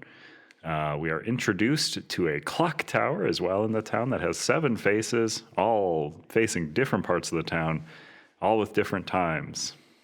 Fun concept. There's never really any reason for it or explanation or fun. It's literally stuff. just like something that's about the end of it. It's just like something that you would kind of read in a Stephen King story. That's so much of this is like Stephen King, like intentionally. And That one could have been a great like little mini that they shot intentionally and weirdly, but it is just really bad CG on the So on the much clock bad tower. CG in this fucking movie, So dude. much bad- but also, there's a group of some of the I wrote down here a group of some of the oldest goth teens you've ever seen by the lake. Can you believe that one of them is Alden Ehrenreich? Yeah, I know he's the leader of them, who goes by Flamingo, or at least the sheriff calls him Sheriff's given Flamingo. his I name don't know Flamingo, if anyone. yeah. But these are just like they're truly like. I know we love to do teens as old people in movies. These are some old ass teens. But then we're introduced to our lead, who is played by Val Kilmer. And Does yours start with a voiceover? yes, Is it Val Kilmer or Bruce Dern? so I believe it is intended to be Edgar Poe. Edgar as they Poe, call Eddie him Poe, in the yeah. movie for some reason. But yeah, we're introduced to our lead, played by Val Kilmer, who is named Hall Baltimore. Oh, we love Poe. We are going to call our lead Baltimore. Hall, stupid name. Don't Hall Baltimore. Some of the worst names in this movie. You must have meant Hal, but he misspelled it the first time and then just stuck with it. So Hall, I'm going to call him Baltimore or Val. Do you think Val Kilmer was just having trouble, so you just called him Hall because it's close to I Val? think that by watching this movie does make me think, yes, Val Kilmer was in trouble. Yeah. Like you, but for so many other reasons than just. Yeah, it's just a bummer to watch because he's not given anything in this. Like, it's just, I don't know. It's not even like a bad performance. It's really bad directing. Like, he's just not given anything to do. This is a terribly directed movie. So he's coming into town. He's like, "Where's the bookstore? I'm doing a book signing," because he's an author. And they're like, "There's not a bookstore." Uh-oh, he's doing a book signing at a hardware store. How pathetic. Nobody knows him in the town. Why is he even there? He's called the Master of Witchcraft because he does witch books. Which books? And then, which books, you ask? I don't know. I didn't write any of them down. Witch Hunter is one of them. But Bruce Dern comes up and is just like, "Hey, I love your stuff. Do you like being the bargain basement Stephen King?" Do you think this is the Bruce Dern performance that made that guy want to put him in Arkansas or whatever that one movie was called? I mean, maybe. I don't know. No, like, wouldn't that be He's funny? It was really like, I bad saw at this. Twixt, and I really need him cast next to the guy from The Last Man on Earth. Yeah. Bruce Dern's no good in this. it's He's just- playing, of course, Bobby Lagrange. Detective Bobby, though he is a sheriff. Yeah, he's very proud of his name and how it sounds, which is a good name. That's like the best name in the story. Let me see here. Hall wants to not do witch books. He doesn't. He's I will never do another witch book. He tells his terrible wife. Oh my God. And we have to talk about these Zoom calls that they do because it's before Zoom or whatever. They're poorly done in every possible way. Oh, every Why do single they way. show her? Why don't they? His angle that he sees her at is shot from over her computer screen. Mm-hmm. Like, that's not where your webcam is. Like, I don't. It's just so fucking. And they do that a lot where they're like, then they're on the phone and it breaks them apart. Mm-hmm. And I'll say this now because this is a line I've wanted to use for this episode because it's what I think about Francis Ford Coppola. He is the king of fucking really thinking he's doing something. Like, he really thinks he's doing something with this. He really thinks he's got a vibe going or that he's going somewhere when he absolutely is just completely full of his own shit. Yeah. And I mean, at some point in time, he did. He did know. That's what I don't understand. Bram Stoker's Dracula is like top 50 movies. Like, it's so fucking great. And then, like, one of my favorite things in this movie too that just shows it's so early on and it shows me how vacuous of a movie like this is about to be. There is I'm going to use the fun name, a split diopter effect shot. So that is, if you watch a lot of De Palma movies, you will know it is person or something in foreground Yeah. and something in background. Yeah. And they're both in focus. Yeah, And they it do is a that thing with where you're the- trying to hide the split. They do that with the librarian when she's taking a nap in the other room. The librarian in the background is in focus, and the librarian in the foreground is in focus. When In she's this like, movie? yeah, in Twixt. Oh, weird. When they're I like, was going to point it out because it's in the intro because there is a birdhouse in the foreground and like a mini golf course in the background. And I was like, what the fuck is he Also, even he has remotely trying to say with this? at one point, a CG bird lands on the clock tower, and it's just the worst fucking shit I've ever seen in my life. Yeah. So town sheriff likes his books and wants to show him a real doozy of a dead body that they currently have in the morgue. You don't want to see murder. Yeah, that's the thing is like, he's just like, our town has had like a serial killer in it. You want to write a book about that? And he's like, nah, I'm bored. I'm going to leave. And he's just like, I've got a doozy of a dead body. And he's like, well, I can't. There is a doozy of a dead body. I got to go check that out. So he goes to the morgue where there is a covered body, but sticking out of the covered body is a comically large wooden stake. Cartoonishly large wooden stake. Yes. I got to It's cut like out. Hold on. I got a lot of chair creaking. I'm going to have to edit out here. Hold on. The cartoonishly large wooden stake is pretty fucking great. And it it's also... like somebody pulled a fence post out of the ground and put it into a person. It's also a reminder that this is, at least on Twixt, the one that I had my friend download on his Plex, it is billed as a horror comedy. Mm-hmm. It sure is. It sure is billed as that. And boy, does he not understand comedy. So there's that big wooden stake. Hall does not want the body to be uncovered. He doesn't want to see the girl's face. He also looks at the toe tag. It says Yep. Jane Doe. And then he asks him, do you know who she is? Like, you're a fucking horror writer, dude. You know that when somebody says Jane Doe on their toe tag, it's because they objectively do not know who. You know Yep. that's where they put that information, right? Yeah. Do you know Put who it she there. is? Nobody else watched this movie except Francis Ford Coppola before it came out. Sheriff wants to collab on a book about this. It's a serial killer. Yeah.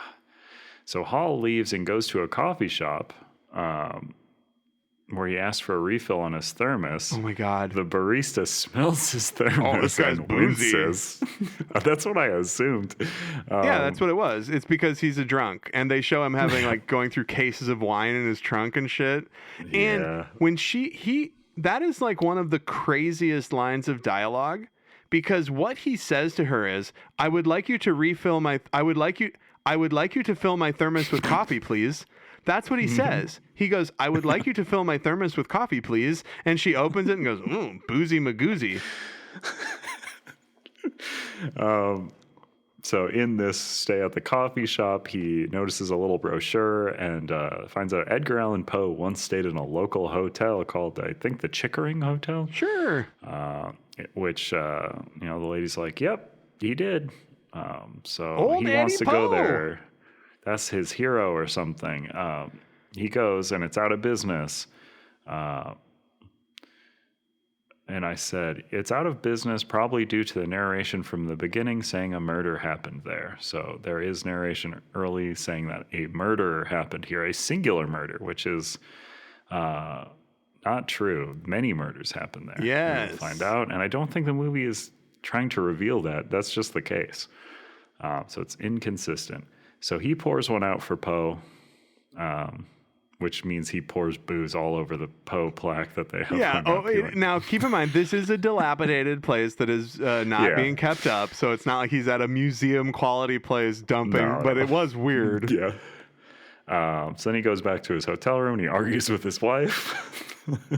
Oh my God, dude. She's concerned about money because he has not been writing. And he's like, my agent won't give me an advance unless I write another witch book. And I'm not doing it. Don't you hate that when your agent makes you write a witch book? Yeah. And one thing I will say here too, they constantly keep, like, the wife will say things that allude to, like, you're not here for your daughter. Like, she has these lines that are like, she had this issue and you weren't even here. Me and your kid are gonna leave. Like, there's lots of lines. They didn't. About, they changed it in the editing. Like the daughter was supposed to be alive, I think, and then they changed it to she died in a boating accident and he wasn't there for her because spoiler alert, he slept through his alarm. Okay, continue. Yeah. But yeah, also, like, I don't know if it's meant to be alluding to, like, they have another kid that he just also neglects because he's so bereft over, like, it is such a poorly made movie that you literally don't know what is happening. What's very sad is this is, like, Coppola dealing with the death of, like, a child. Of one of his kids that died in a boating accident. It's like if Tears in Heaven was the worst song Eric Clapton ever wrote. Yeah, it's really a bummer. So then right after the call, he wanders out of his hotel room at night. Everything gets a little tilty in black and white. Oh, yeah, I forgot. Remember the camera tilts as he's drinking? He looks towards the window and the camera goes like... in my notes, I say, uh-oh, shit's about to get spooky. The camera angle's changed. And he immediately goes outside and pisses on a fountain. I don't understand. He's got a bathroom. It's very funny. He's got a toilet in his hotel room. It stood out so much to me as well. He wanders out into black and white world and pisses on a fountain. Maybe he's trying to exchange his soul with somebody else who might be pissing in the same fountain. You fucking creep.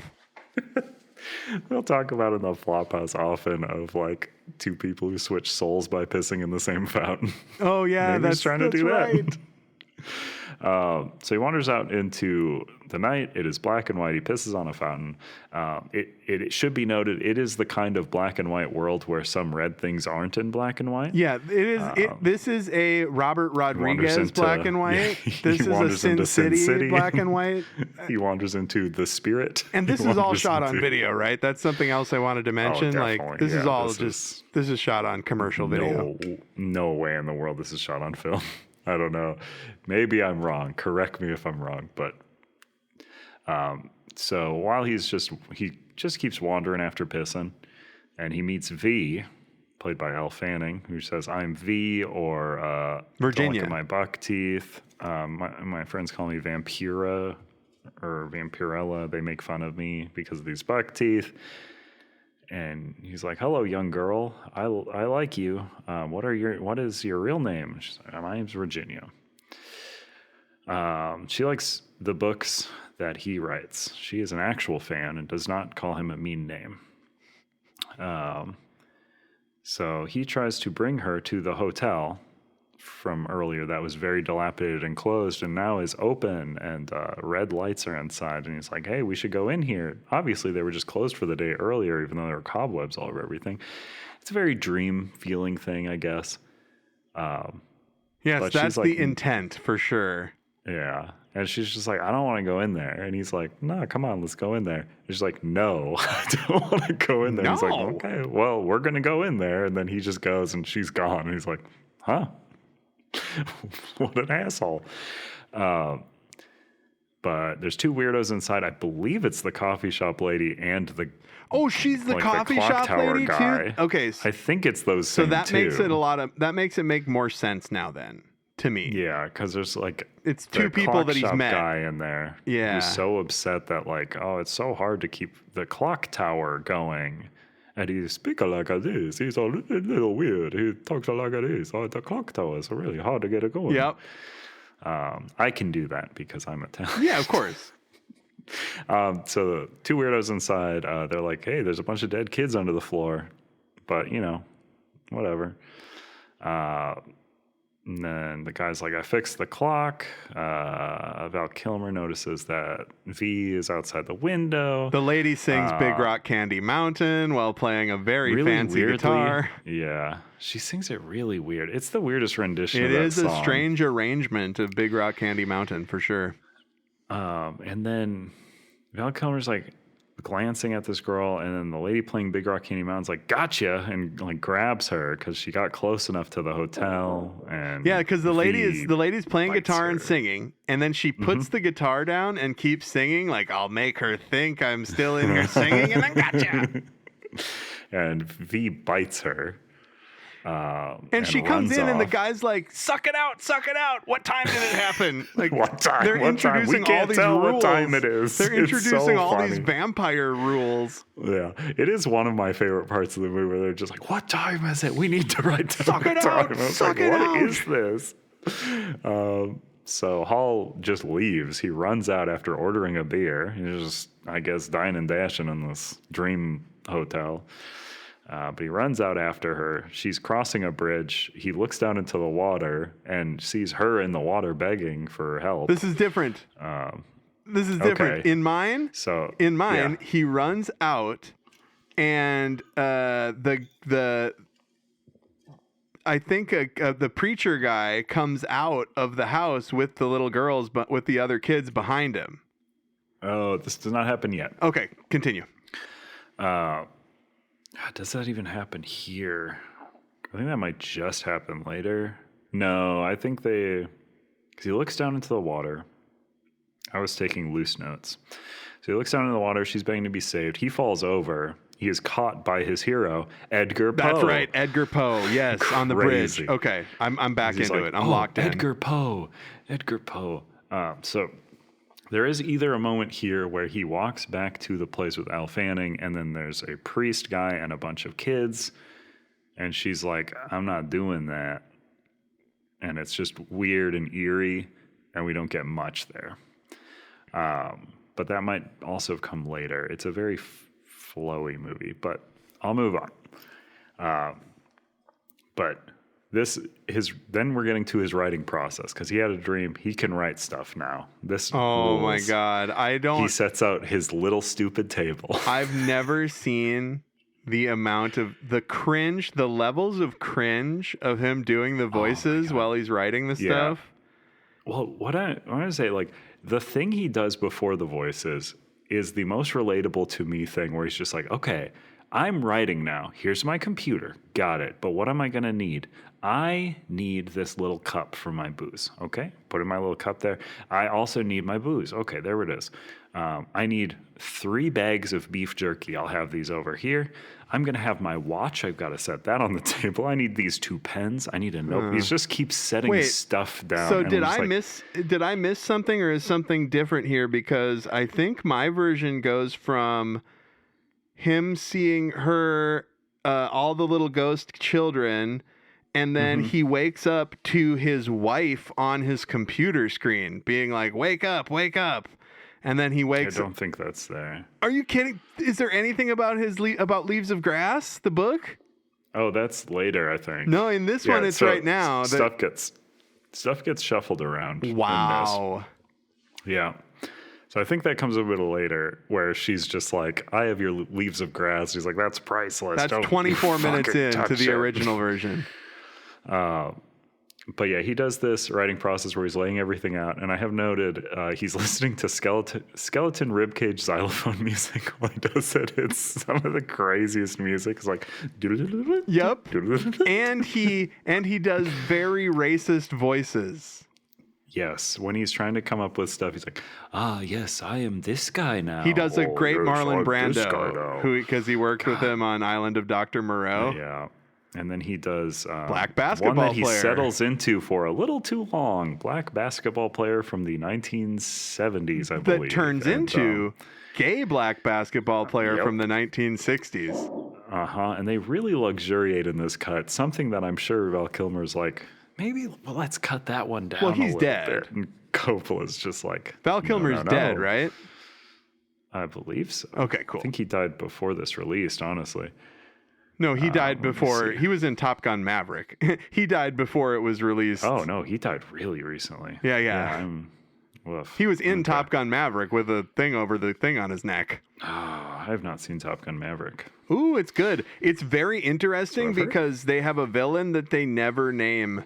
They're just like, Yeah, we're going to that's what this I've other heard. country to do stuff. And Yeah. it's just like, oh my God, this is brilliant. Let's see. Hall tries to break into the morgue to see the dead girl, but the ever sleeping deputy is woken up by his small boy poker buddy, PJ. So that's the part there. There is also, I don't remember where it happens, because I was taking notes and then watching the movie and then being like, oh, I should go take some notes again. But there is a segment around here where he pulls the steak out of the dead body, and it is Elle Fanning, and she gets up and is just like, That's the last. which I know is at the end of the Oh my movie God, that you watched. dude, this is so different. Yeah. I'm going to So it end was up like a watching dream this shitty sequence. version. You should watch I think the Twixt is better, personally, because it's shorter, and it's, I don't know. But yeah, he goes back to the hotel. Oh yeah, I'm really jumping around now. So Hall tries to break into the morgue, like I said, to see the dead girl. There is a little boy that just comes in named PJ, who plays poker with the deputy. And who he's is very also involved sleepy in all the time. seance later. Yes. It's very odd. This little boy just hangs out at the sheriff's office all the time. Or at the morgue, specifically, they call it. Which is, I will say, just a refrigerated shipping container sticking out of like a house. But he goes back to his hotel where the sheriff is waiting with sleeping pills that Hall requested. I don't know why he couldn't buy his own. Because he even asked for prescription ones. Did your cut? The sheriff's like, no. Did your cut have that funny moment where he pretends to come in to the sheriff's office? Yeah. Okay. Yep. He pretends to come into the sheriff's office. And the guy's like, sheriff's 'cause he waiting for sneaks you. out.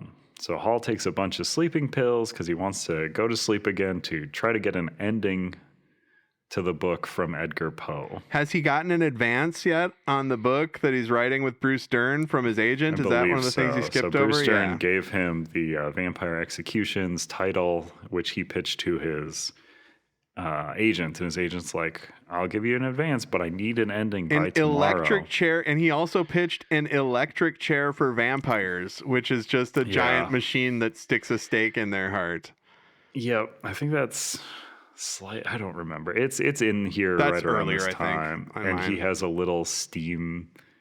Like Bruce Dern has a little steam machine he's built because he's all obsessed with vampire executions, and he's obviously the killer the entire movie. It's never really a question. The Ouija board even starts to spell his name. And he looks up and he's like, yeah, so what if I did, basically? It's crazy. But yeah, he's got this little steam-powered toy that jams like a nail into a Bratz doll's chest. Oh, I'd have to rewatch. I don't think that's in my cut. Yeah, it's the whole little device. Oh, no, I did see that. It looks like a scorpion tail. Yep, but it is like a nail. Yeah. And it just goes into like, I think it's a Bratz doll, maybe a Barbie. But yeah, he's taking the sleeping pills. He goes to meet Poe in the dream. They go into a room and talk about endings. The scene transition from them outside of the room to inside of the room is a big moon with Poe's face on it Yes. for some reason. That's one of the effects that he took from Dracula. One of the things I noticed as well in their scene where they're sitting around the table, they have a bunch of bottles of booze that they appear to have tape over brands, but then when you get close, they have brands visible. So they just have these weird, like where you put tape over the Apple like logo in movies. But they did it on their booze in a dream. I lost myself there. Poe keeps talking about the Raven poem. I think the writer of this really liked one Poe work. This movie has the only thing that Francis Ford Coppola knows about him is the Raven, and then he just Googled some other words like Miss Ophelia Brown or whatever the other names for the lady are. What else did Eddie Poe write? Yes, Murders of the Rue Morgue. They just say the names of the stuff with no context. So he's like, yep, an ending, a repeated phrase. Cool. They do a Ouija reading at the morgue. Bobby basically confesses to the steak killing when the Ouija board starts to spell his name. Because it does. I didn't write it down where it happened here either. This is a brisk movie that doesn't feel that way, but I was trying to watch while taking notes. But they do go to the Lake kids at some point, the goth kids, and like arrest Flamingo. Well, yeah, but because not really. so Val Kilmer and the deputy go to look for like Elle Fanning at the goth kid undercover or something. Yeah, you're in street clothes. You're out of uniform. But Bruce Dern says we're as he gonna shows arrest up you, Flamingo, for murder. But you never see him getting arrested. So this Like, is they just after say, we're doing it. and we also see him out of jail later. After Bruce Dern, so you're telling me that? Okay, never mind. You said you didn't know exactly when it happened. Because I was going to say, Yeah, I don't the remember Ouija where thing that must scene happen at happened. the end if it's. Yeah, the Ouija thing happens right before Hall's like, I'm going to go to the clock tower now. Wow. Okay.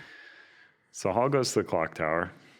He's got to get the weirdo guy from earlier. Oh who my works on God, the clock dude. tower to get his keys. So and they climb up a bunch of weird So ladders. they climb up all these and ladders, then- and when they get there, Hall is like, "Let me deal with the lock," and he yeah, opens because up they're the having door, such a hard time with a padlock with a single key. and it's a giant padlock. So it's one of the big, old it's school so clearly bought cartoonish from, like, padlocks. cartoon store So- where they got the steak from. Hall opens the thing, and he goes up he puts his head up into the attic, and the funniest fucking exchange of the whole movie. I was like, this is a horror comedy. So this guy it's shows pretty him good. up there, and Hall goes up there, and he goes, he goes, it stinks up here. He goes, what smells up here? He goes, it's the devil. Devil lives up there. Okay, I'm going now. Bye. Like, that's the guy's line. It's really good. He goes, oh, that's the devil. Devil lives up there. You're getting this stink all over you. I'm gonna go now. Bye. It'll get all over you. Goodbye. The thing is, I'm gonna go now. Bye. Like, Yeah. it's all Yeah, off camera. Crazy. It's just it's all ADR, and it's fucking- all in the same. The like, I'm not gonna go now. Bye. I'm gonna go like, now. It's Bye. crazy. It's cartoonish to a degree that I've literally heard that in a cartoon where I think it might be referencing this. I know. So he goes up there. There's a bunch of crappy gears, and it's spooky. And then the dead body's up there with the steak in it, and he pulls the sheet off to be like, I gotta make sure. I still haven't seen the girl's face under this. It might be Elle Fanning. I need to confirm. Pulls it off. It's his daughter. Oh, Vicky, no. who also his name starts with a V. Is that his daughter's name? Yeah. Oh. They really smack you over the fucking head with shit in this. So when she writes V on the window, V dot, every time she's just saying V, it's referencing his daughter Vicky as well. Yep. So he pulls the sheet off. It's his daughter. Oh no, he's so scared. He like falls down I'm led to believe he falls down the entire clock tower. He shaft falls and down the lives. story itself. Whoa. Yeah. So he bonks his head at the bottom. I just trailed off with notes here, so I might get fuzzy. But he falls down the tower, bonks his head. I'm watching and then that now. He gets the entire backstory. This is where they explain his the head- entire backstory. Stop for just a second. His head would explode if that happened. I just watched it now, rewatched it. Like, he falls all that way, and then he lands directly on a brick. I know. He falls it is supposed to be 5 stories. It is. It's not a short clock tower. He would only survive that fall if it happened in slow motion, as described. Well, all the ladders he kept breaking through were breaking his fall each time. And now we're 56 minutes into a 79-minute movie. Yeah, so he blacks out after getting hit, and then you get the entire backstory of the pastor. I know this has changed from your version, because this is where the entire backstory of the pastor happens. I'm watching it now, yeah. You get the pastor. He's got a group of kids. It's like a prayer group or something. I don't know. Well, It's they're like a also group of runaways, kids. I think. Yeah, and one of them goes missing, and they think that kid just took up with the lake kids. And they're like, okay, you'll never do that again. I'm going to start protecting you. But also he starts molesting V. Yeah. As part of that, which is gross. They also keep saying in the movie that she's 13, but she looks older. It's really a weird thing. Yeah, to he even keep says saying that in the to his movie. agent. He's like, a 13-year-old. And he goes, oh, that's hot. And he goes, no, I mean hot. It's good that she dies. Yeah. Yeah, that is a funny line, but it's delivered in a really creepy, that could be a funny line in a better movie. But yeah, so that's happening. And then the the pastor eventually goes just full crazy and kills all the kids so that they'll always be safe. But Virginia escapes. and it's very funny. Oh my God, I are don't you talking know if about the this is motorcycle? recut. I mean, so Flamingo can like sense that a kid is escaping, and he's on a green screen motorcycle for like several minutes where he's just doing crazy jumps and clearly is just like a cartoon. No, they don't have that in this. That's not in my version. He just normal drives up. Oh, that's crazy. He does a big jump right before he arrives. Oh, dude, no. In this one, I'm watching it now. He just very coolly on a green screen motorcycle that looks like something from Sin City. Exactly. But Virginia is escaping in the house from the pastor, and he keeps trying to find her. He grabs her leg at some point, whatever. What happens in the movie? She gets to a room. She's ahead of him. She glances up. There's like a skylight exit in that room. But she turns to open a door. She opens the door, and deja vu just happened because it's a brick wall. We're in the Matrix. They changed something. But it's there is a big jump. There is a big jump. Yeah. But she opens this door. There's a big brick wall.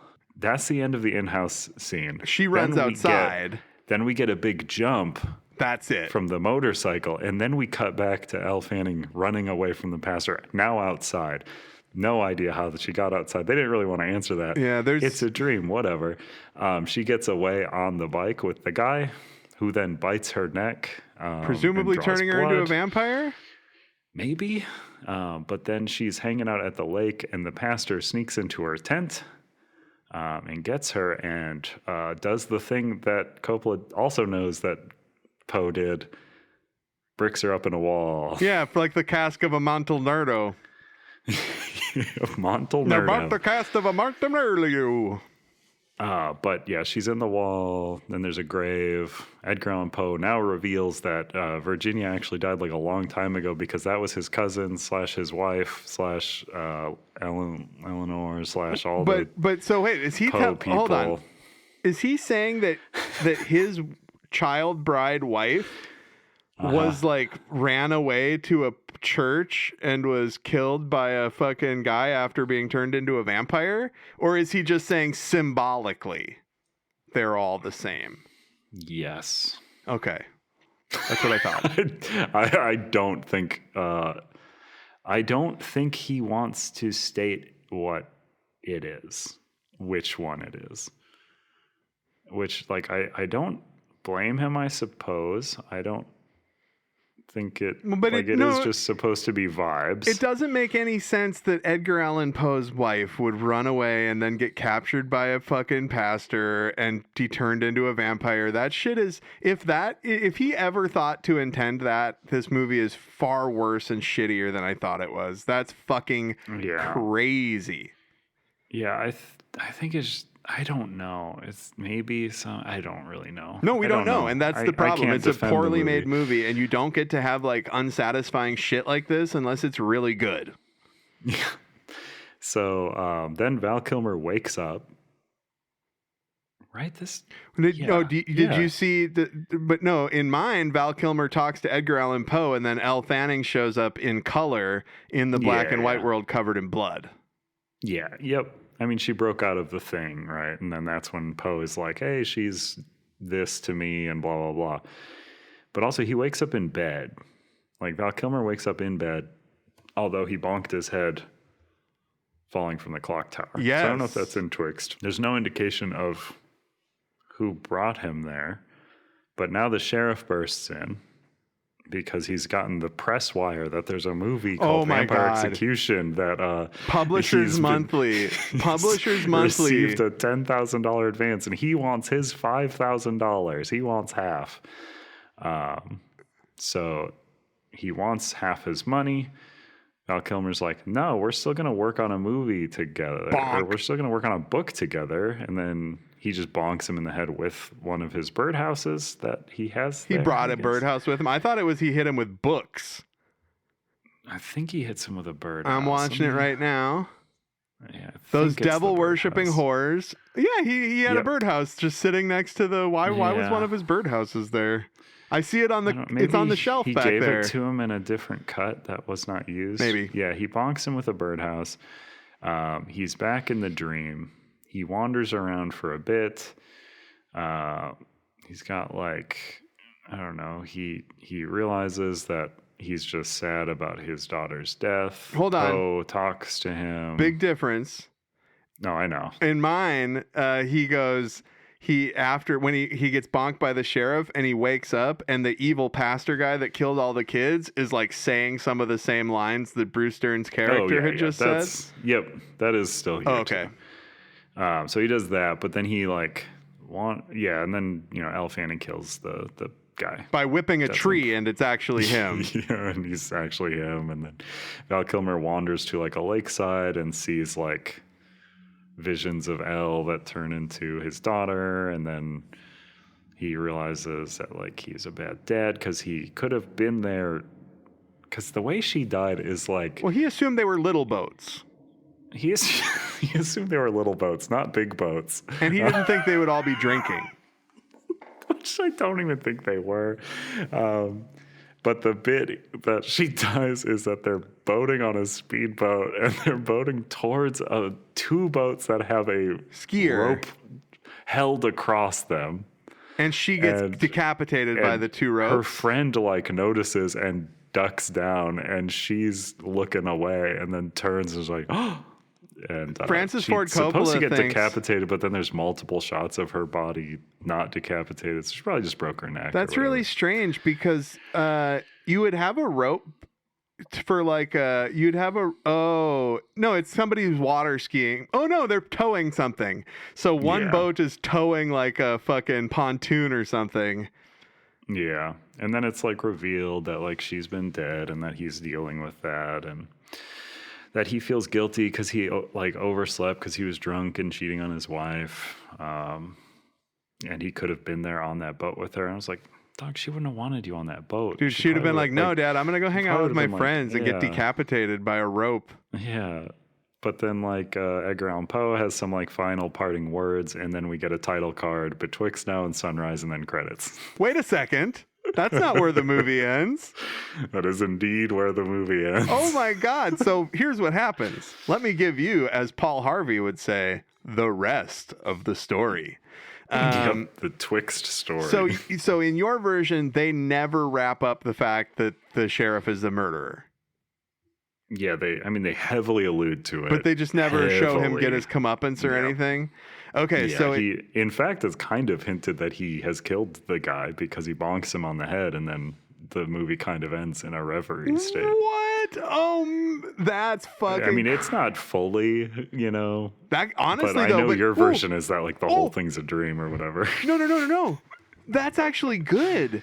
That makes it work, because here's the thing. I know. So he gets killed, right? No. It makes my ending work better. Like what I'm saying is like, because like in mine, after he has that revelation, he wakes up at his little table where his computer and everything's set up, and there's blood like on the table. And he goes to the sheriff's office, and there's blood on the door. He breaks into the sheriff's office. The deputy is murdered, and there's blood everywhere.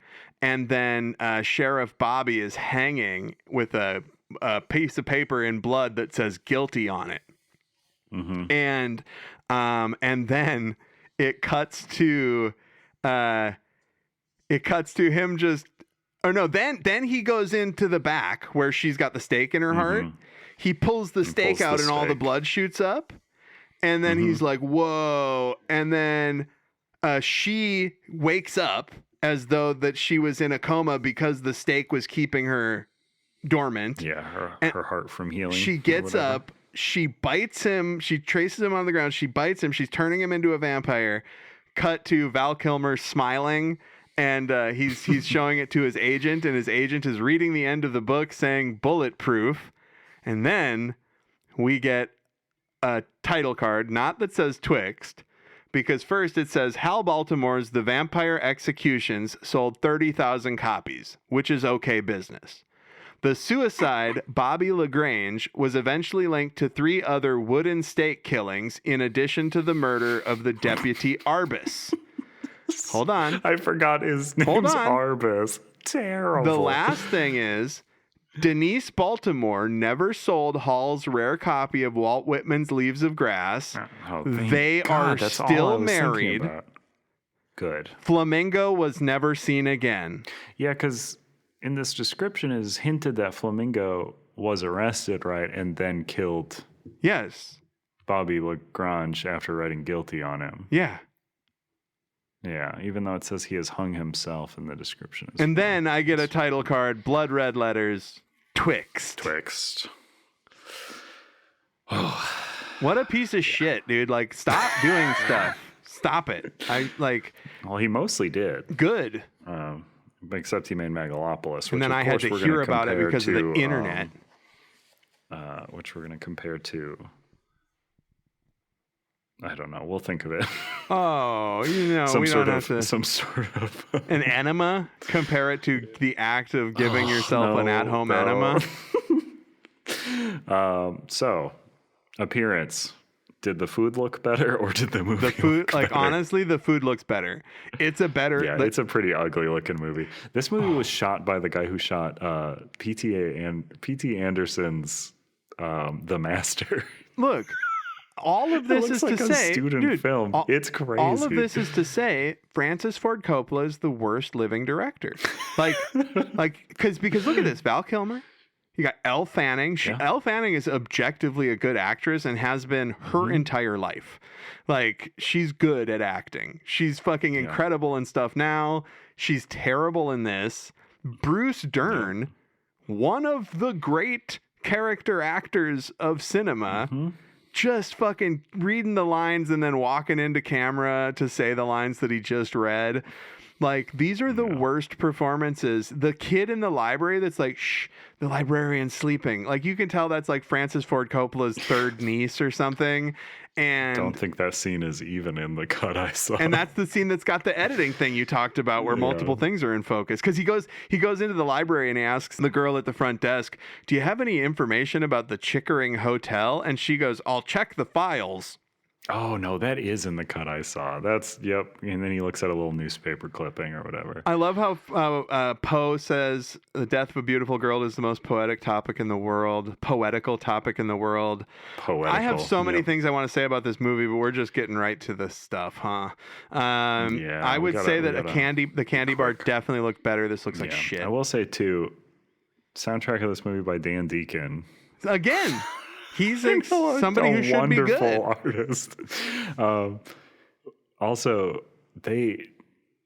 this is what's interesting about this movie. They would do touring with this movie where Coppola would do live editing on it based on like audience reactions, and Dan Deacon would live score it. And like that sounds interesting, but like, why to this piece of shit? And what does live editing a movie even look like? I know, I have no idea. Live editing a movie is just like you press play on a different clip at a different time, I think. Like, I'd give it to Twix. Twix are uniform, nice. They look good. The cross section's great. Love it, Twix. This movie looks mostly like shit, which is a bummer because it's Coppola. Ingredients, food stuff versus cast and crew. I have to give it to Twix. I've talked about. I know. I was gonna say Coppola, because, and this Dan Deacon, Mihai Mare. So look, this will be good. This is defining these categories for the future of the podcast right now. Objectively, the ingredients for this movie are fantastic. Even adding Coppola as an ingredient himself. That should be good. Some of the best American films. That should be good, but it's not. So like, even if you have good ingredients, like you could give me the best ingredients in the world and I couldn't make you a delicious pie necessarily. So yeah, I give this to Twixt, even though the product is shit. It's like a weird thing too. Writing. We just read the copy for Twix that they have on their website. It was misspelled. It feels like it was written by AI. Twixt is a terrible script, but it certainly wasn't written by AI. Terrible and it human certainly was script. like written by a very human, grieving father. That's just it. Like, it's like a imagine very human thing. Like, imagine your daughter dies and then you lose all of your ability to do anything good, but then you really gotta get it out anyway. This Wikipedia also says that Tom Waits is wandering around in Twixt somewhere. Oh, I'm sure he is. I did not see him, but so yeah, I got to give it to Twixt. For ingredients, yes. Well, I'm giving it to it for writing as well. Oh, for writing, yeah, Twixt. It's an actual screenplay. Yeah. The other stuff was AI trash. The Twix copy. That's right. I missed the transition into writing, but I get it where we're at now. How did it sit with you? Did it leave you thinking? Or did it leave you pooping? I think that the Twixt movie left me pooping for sure. But here's the thing. It did also leave me thinking about how shitty it was. So we really get into it did keep me thinking. Yeah, but like when you think of a Twix, that doesn't make candy me poop. bar. It doesn't really do anything bad to me tummy-wise. And like I do think about wanting another one. Oh, so this sits with me better. Yes. I would give it to the Twix. Yeah, I'm also thinking about why they put that copy on their site, but And then to my taste. I think we're in a tie, right? Oh, this goes to the candy bar. Yeah, we're in a tie. This goes to the candy bar. Candy bar is much this more is to my another, taste. and we're going to run into this a lot, I think, when we watch bad movies for this, is this movie really thinks it's to my taste. I'm a writer. Yeah. It's about meta writer shit. It's about a writer trying to solve a murder. Yeah. That's fun. Right up my alley. You put Guy Pearce in there and get it directed by somebody who hasn't lost their mind. That's a fucking movie, boy. And also, this bummed me out because I used to have hair like Val Kilmer's hair, and I miss it. Yeah. That's my betwixt. That's my thing that I've lost. Yeah. So your hair That now lives ponytail. between worlds. That ponytail. So yeah, I give that to Twixt as well. Or I give that to Twixt. To Twix. The taste. To my taste. Yeah, I was going to say, I give it to taste. Twix. The candy bar. Yes. Yeah. Not frozen, though. It breaks your teeth. So Twix just barely scrapes by. So it's, in our objective opinions, Twix has defeated Twixt and Betwixt. And I will say that for the classic Twix. I did not care for the cookies and cream Twix. Oh, I that think one might have skirted by for. I think every Twix honestly. I ate, even like an old stale Twix that was like from a couple seasons ago, like if that Halloween Twix had been from 4 years ago and I ate it, which it might have been because I have a very bodega-esque 7-Eleven that I go to. You can get Cadbury cream eggs year round there, kind of thing. That rules. Yeah, so it's. Can you get Cadbury Scream eggs there? Nah, that's seasonal though. But yes. Yeah. Okay, we've done it. And I have. This was just going to be like a food news topic, but I didn't have a game this week, so we are going to do Chained. This is Chained by Pixies, because you're going to try and guess America's favorite chains. This is barely a game. This is going to be you're going to try and guess. This is barely a game. You're going to try and guess. This is going to you're going to try and guess. This is barely a game. This is going to be you're going to try and guess. This is barely a game. You're going to try and guess. This is going to you're going to try and guess. This is barely a game. This is going to be you're going to try and guess. This is barely a game. This is just me going, what is America's number one chain? And then we'll go down the list. Okay. It'll be a fun game. This is from a list generated from the end of last year. So this is based on last year. If you get anything anywhere in the list, I'll give you a point on any of these. If you happen to get the one that it is actually, I'll give you 2 points. So what is number one McDonald's restaurant chain in America? McDonald's. America's favorite chains. Incorrect. Not even on the list. Wait. Favorite? Okay, so we gotta hold on. So here's how these are graded. There's an overall ranking. There's a unit appearance and ambience ranking. There's a service and hospitality ranking. There's a food and beverage ranking. There's a convenience and takeout ranking. Man, and then there's a value ranking. You made a fucking game Like you were like, this is barely a game, and it's still something I'm gonna fucking lose at really hard, and not like. Oh, you're gonna you lose think McDonald's? terribly at You think this. because you knew you were like he's gonna say McDonald's first. You knew it. You knew it. Yep. Absolutely. So I don't. You won't get a single one of these. I don't. Well, let me think, Tommy's original hamburgers. Nope. A&W. No. Denny's. No. Give me one that's on there. Are we doing top 10? Give me one that's on the top 10. Yeah. What direction do you want to be going? You want to go from 10 to 10 1? to 1. Or 1 to 10? Okay. So let's go with number 10. Number 10 on the list. The Capitol Grill. I see. Okay. Which scored a 59.5% overall. Okay. So Panera Bread. No. And I will give you number 9 on the list. These are not any longer going to be applicable for guessing at all. So number 9 on the list, Carrabba's Italian Grill. Okay. I'm going to guess With a 59.8% overall. Buca di Beppo. No. Macaroni And- Grill. Nope. And we are getting to number 8 on the list, Chicken Salad Chick. Number 7 is one you might actually get. So I might jump over That's it. if you okay. don't Skip get it. Okay.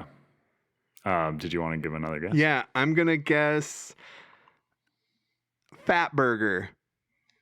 No, you are going with very regional chains. Oh shit! What? Capital This is just Grill? America. Capital Grill is national. Mm-hmm.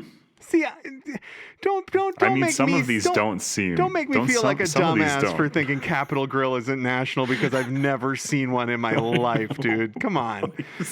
I've never seen a Carrabba's Yeah. Italian Oh, grill the in old my national life. chain. I'm guessing I've Buca di also Beppo. never 'cause seen a chicken salad chick in my life. like the reason I guessed Buca di Beppo is I was trying to go for something in the same class as what they've been describing, but that I think might be a chain outside of Los Angeles, and I'm failing.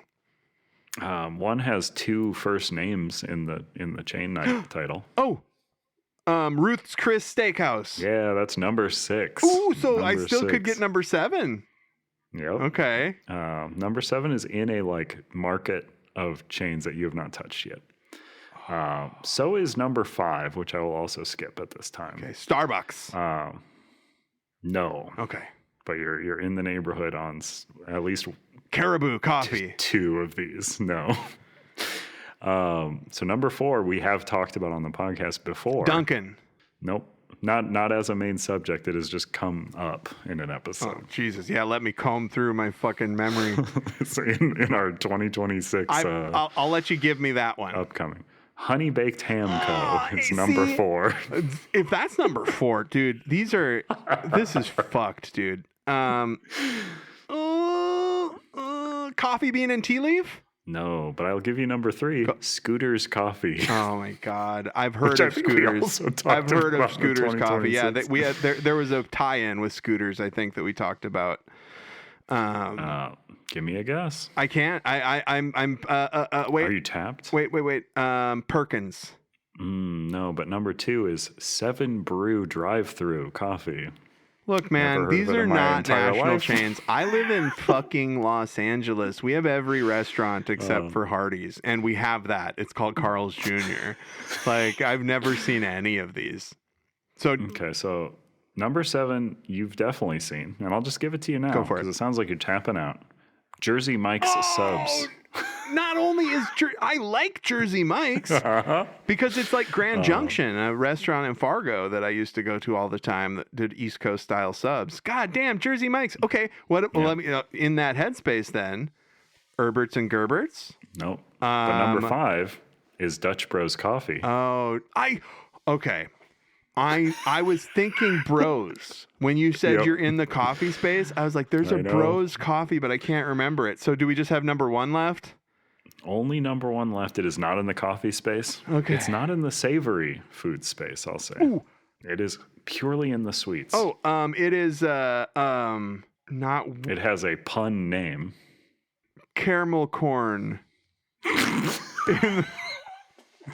That classic pun. Caramel corn. Okay, what is it? Nothing Bundt Cakes. Oh, Number one. those are America's favorite chain. Those are fucking, and honestly, like, those are fucking Yeah? good, dude. Nothing Bundt Cakes. I've had those many times. They're so I've good. never eaten there, but I have heard this. You like 'Cause a I wet- brought this up with somebody that I thought it was crazy that this was number one Do you like a favorite chain. Do you like a wet cake? And that's what I you mean, get there, yeah, buddy. baby. My mouth is watering. My mouth. I'm gonna put my mouth around it like a score bar. No, I'll put my lips around Put my it. lips around it like a Yorkie. like a score bar. See, I brought it back to that thing we talked about 2 hours ago. But that was a Yorkie. Oh, What the hell is score bars? wait, score bars weren't the ones that have the line through them and no ladies for score bars? It's a Yorkie bar. Oh, I had a Mandela effect about this episode while it was happening. I know. Wow, okay. Well, so I got All 1 right. point. Yeah, 1 point. So that's good. I mean, honestly, with what was there, I think that's pretty good.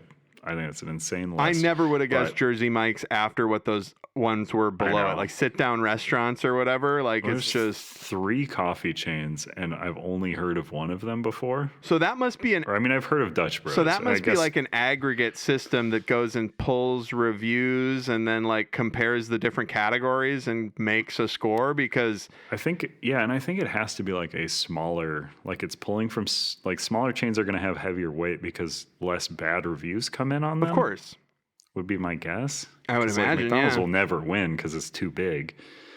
Yeah. But yeah, that is Movies Over My Hammy. Twixt versus Twix. Yeah. Twix took it home this time, but what about next time when Coppola makes a Twixt now and tomorrow? Ooh, between yesterday and forever. And we have to compare it to an ice cream Twix, which will beat the living shit out of that Ice cream movie, Twix is because ice very cream Twix good. rules. Real good. Well, yeah, so this was a lot of fun, Andrew. Thank you for making me watch this crap. And the fact that you did not have the ending that I had, like the idea of him getting killed by Bruce Dern, and if they really had him die by getting bonked by a birdhouse in such a terrible, what an awful bit of on-screen violence. Like, it was so poorly blocked. It's really Like, crappy. it literally looks like he's holding the birdhouse with both hands. It looks like he hits him with his hand. Like, it looks like he just hits him with his hand. But yeah, so come back next week. You can email Adam the podcast. will have watched Be Twixt by then, and we'll have opinions on the differences. Oh, absolutely. We'll catch up. We'll have a little segment at the beginning before we talk about Wicked or whatever the fuck late thing we're getting to. Yeah, who knows? Yeah, but leave us a review. Send us an email. Email's in the stinger, but it's also moviesovermyhammy@gmail.com. Bye. Thanks for listening. Bye.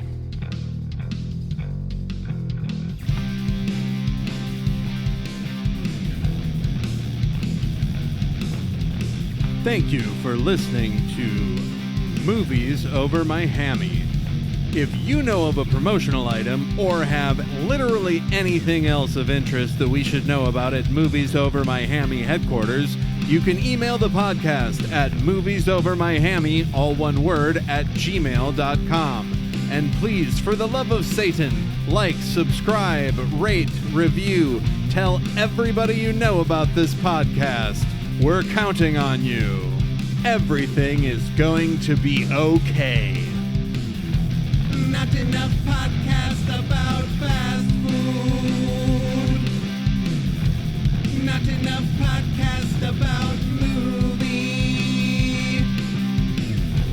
Not enough podcast where two average guys talk about those things for you. Movies over my hammy. Movies over my hammy. Wait, what's the show?